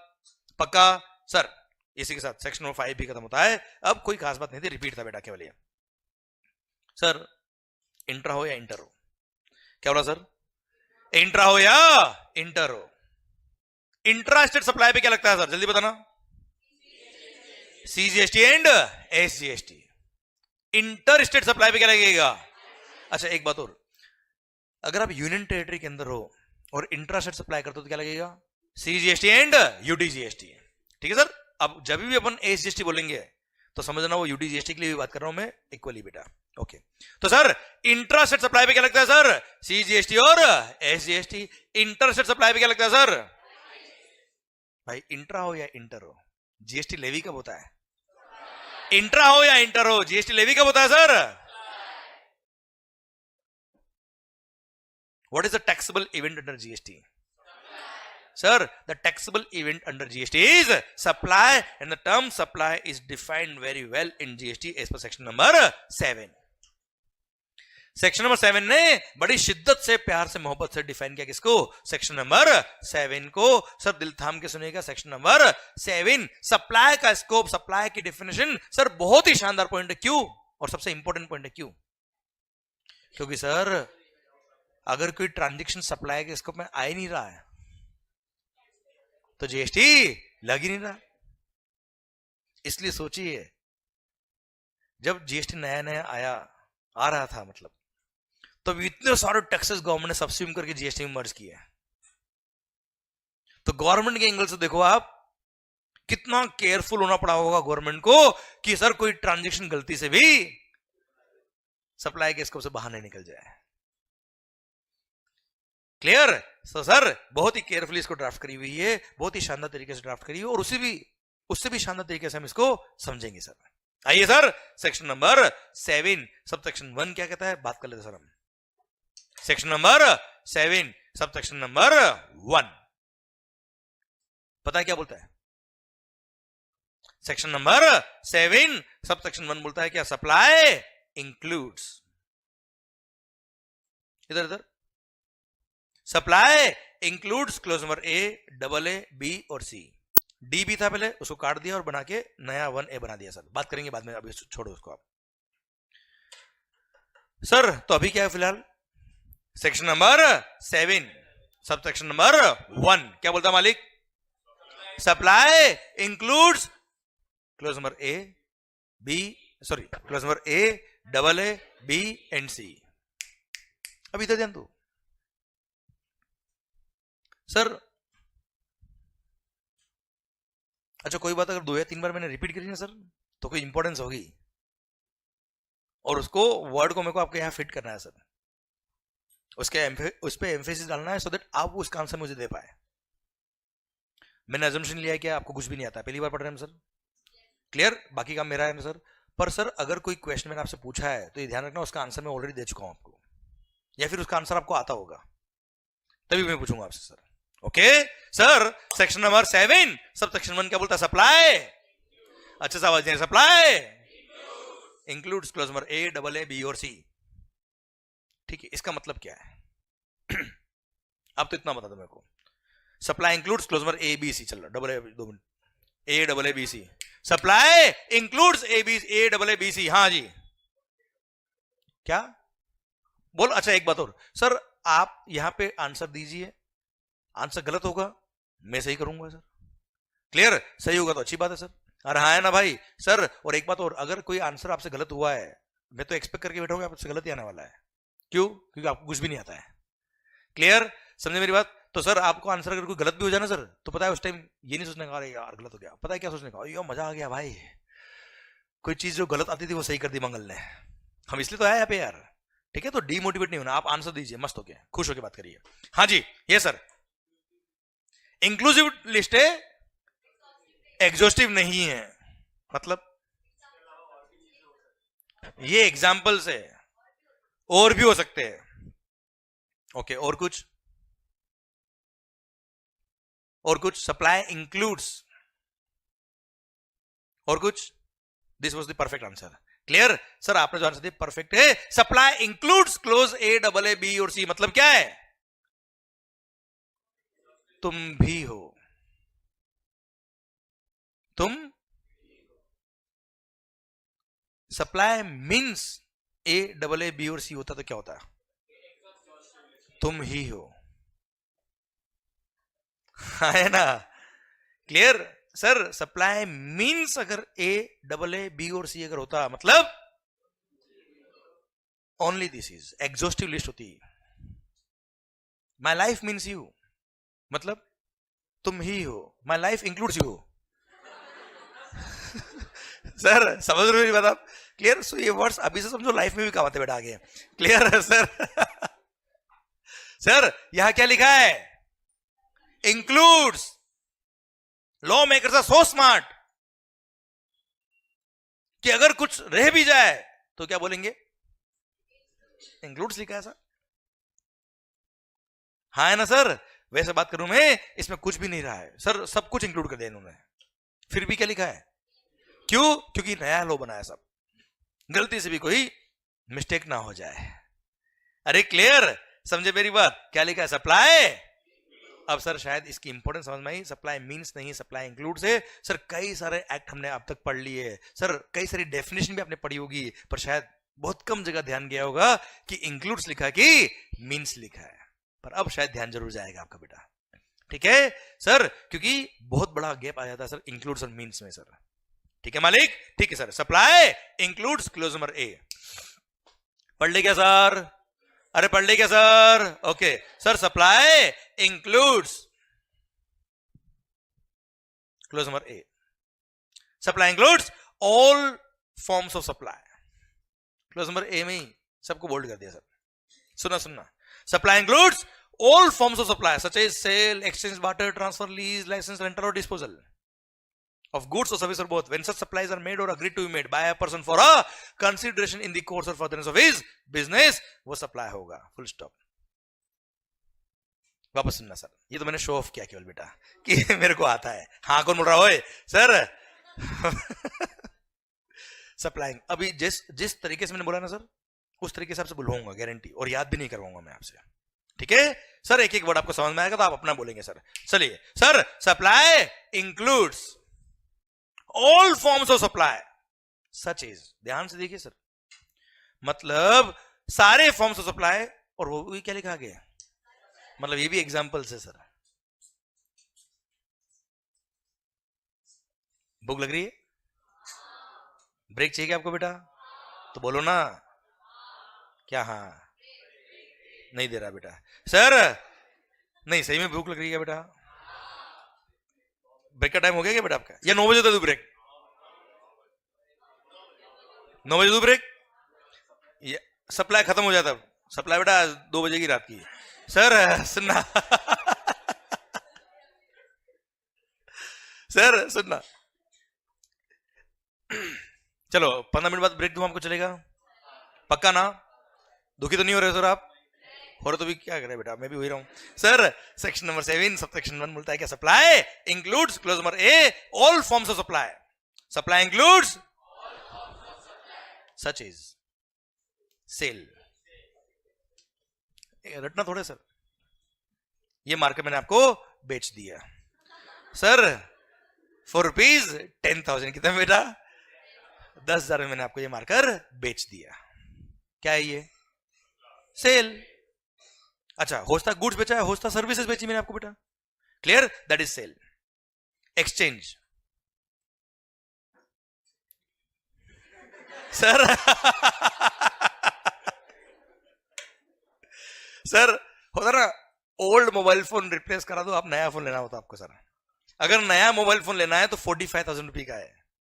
अगर आप कोई भी पुराना स्मार्टफोन लेके आते हो किसी भी कंपनी का, तो सर मैं आपको ये 35,000 में मोबाइल दे दूंगा। होता ना सर ऐसा? That is what is called exchange. Clear? Supply includes sale, exchange। समझ में आ रहा बेटा? एक एग्जांपल क्लियर? बार्टर। बार्टर मतलब pure exchange is called barter. जैसे मैंने आपको इनडायरेक्ट टैक्स पढ़ाया, बदले में आपने मेरे को डायरेक्ट टैक्स पढ़ा दिया, दोनों बर्बाद सर। सर मैंने आपको इनडायरेक्ट टैक्स पढ़ाया, बदले में आपने मुझे डायरेक्ट टैक्स पढ़ाया।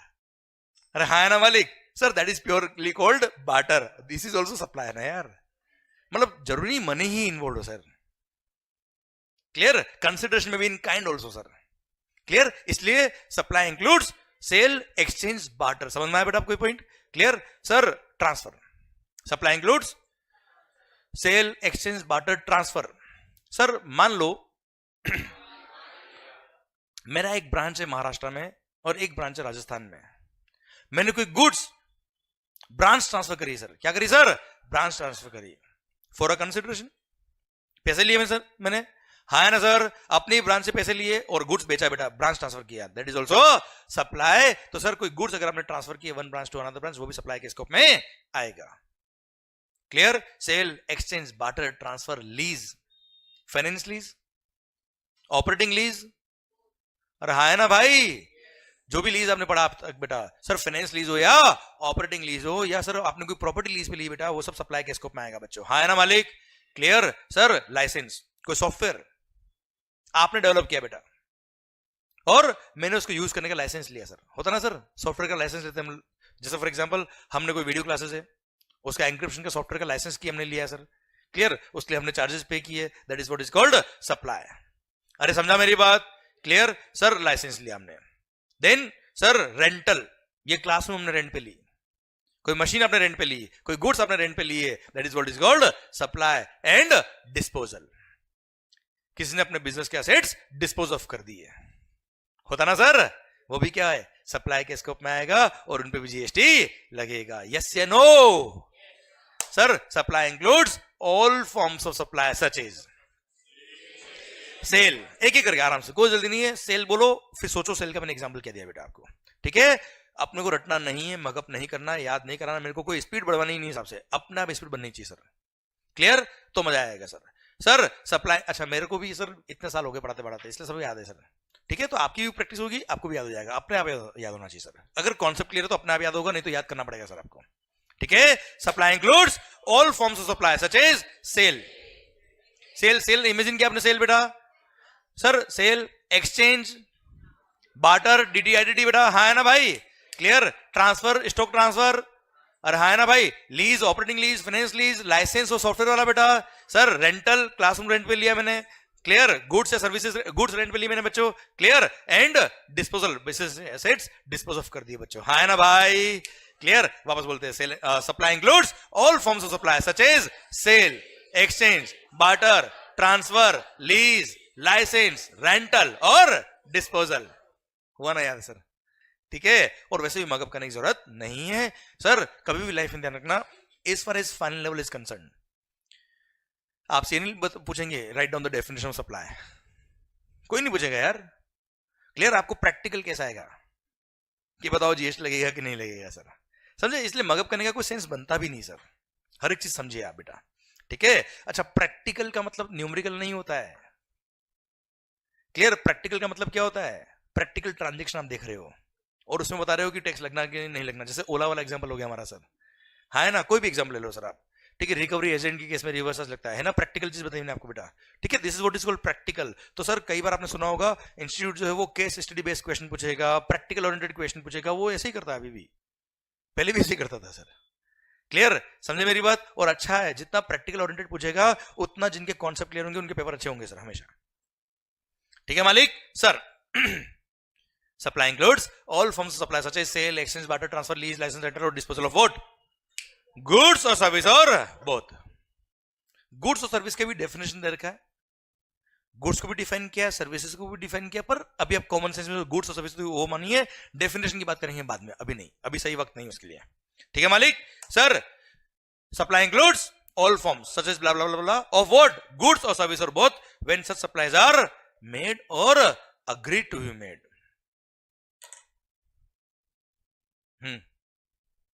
सप्लाई कर दिया,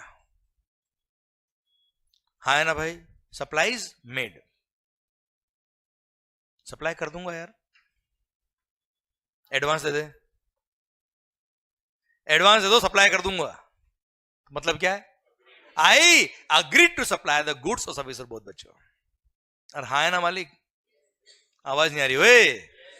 अगर मैंने एग्री कर लिया सप्लाई करने के लिए, मतलब मैंने एडवांस ले लिया, तो भी लग गए जीएसटी। अरे हाँ है ना सर? आपने भी इस बैच के लिए एडमिशन पहले ले लिया होगा सर एडवांस में, हाँ है ना सर? जिस दिन आपने एडमिशन लिया, जिस दिन आपने फी पे करी, उस दिन मैंने एग्री कर लिया कि मैं सप्लाई करूंगा, क्लियर? और एग्री किया तो सर उस दिन जब मैंने आपसे फीस लिया वो भी सप्लाई के स्कोप में आ गया, लग गया जीएसटी बेटा, ठीक है? क्लियर? सर ध्यान देना, वापस से बोल रहा बच्चों में, गुड्स हो या सर्विसेज हो, क्या बोला सर?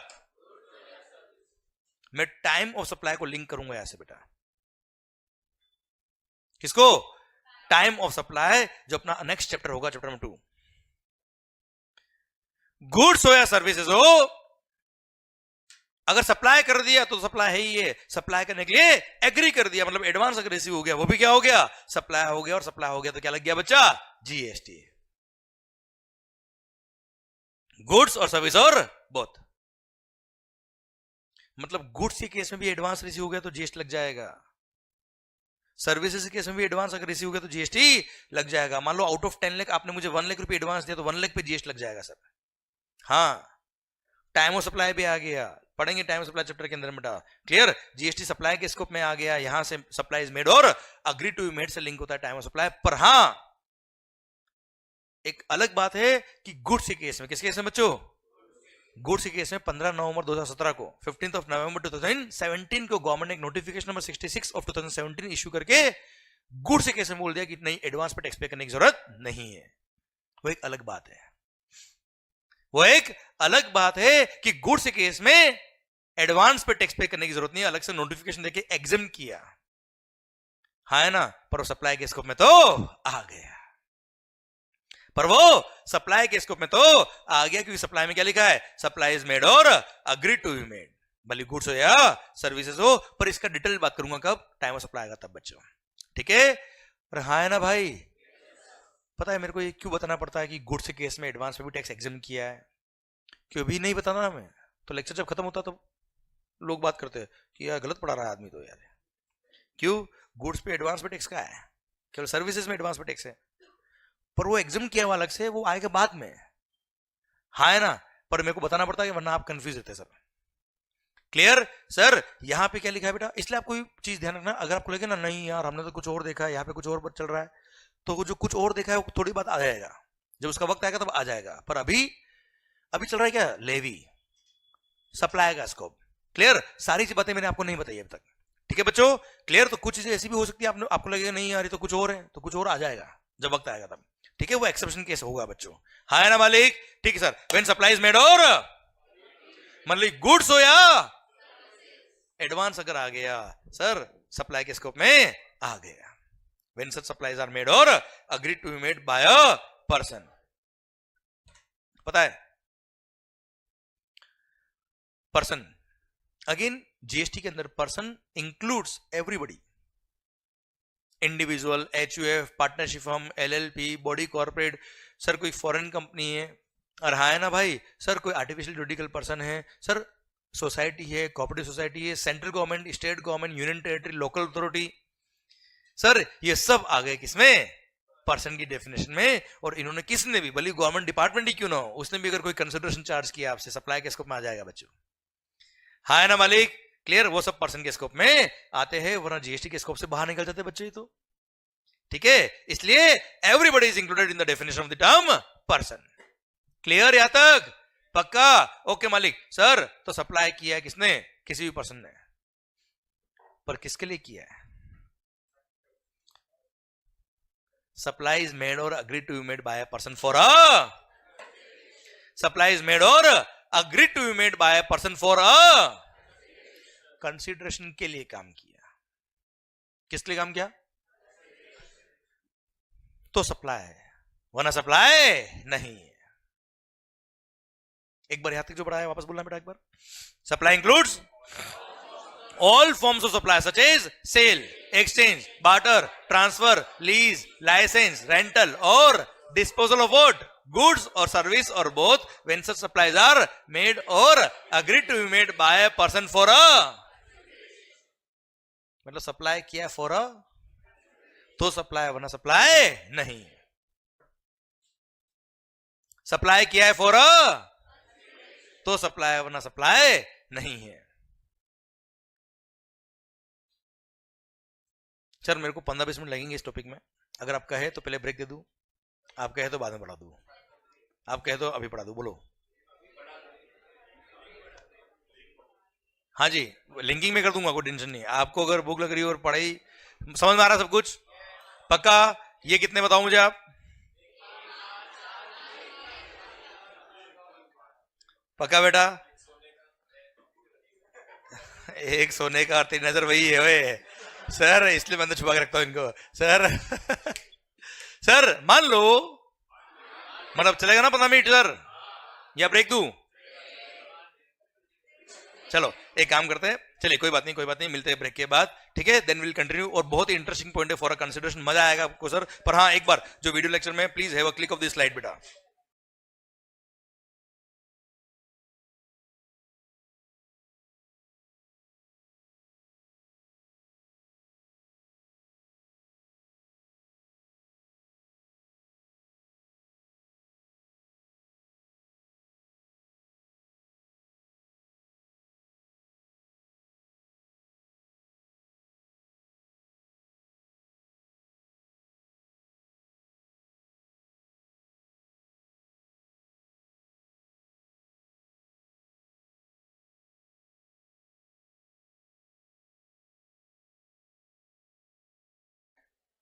चलिए मिलते हैं ब्रेक के बाद।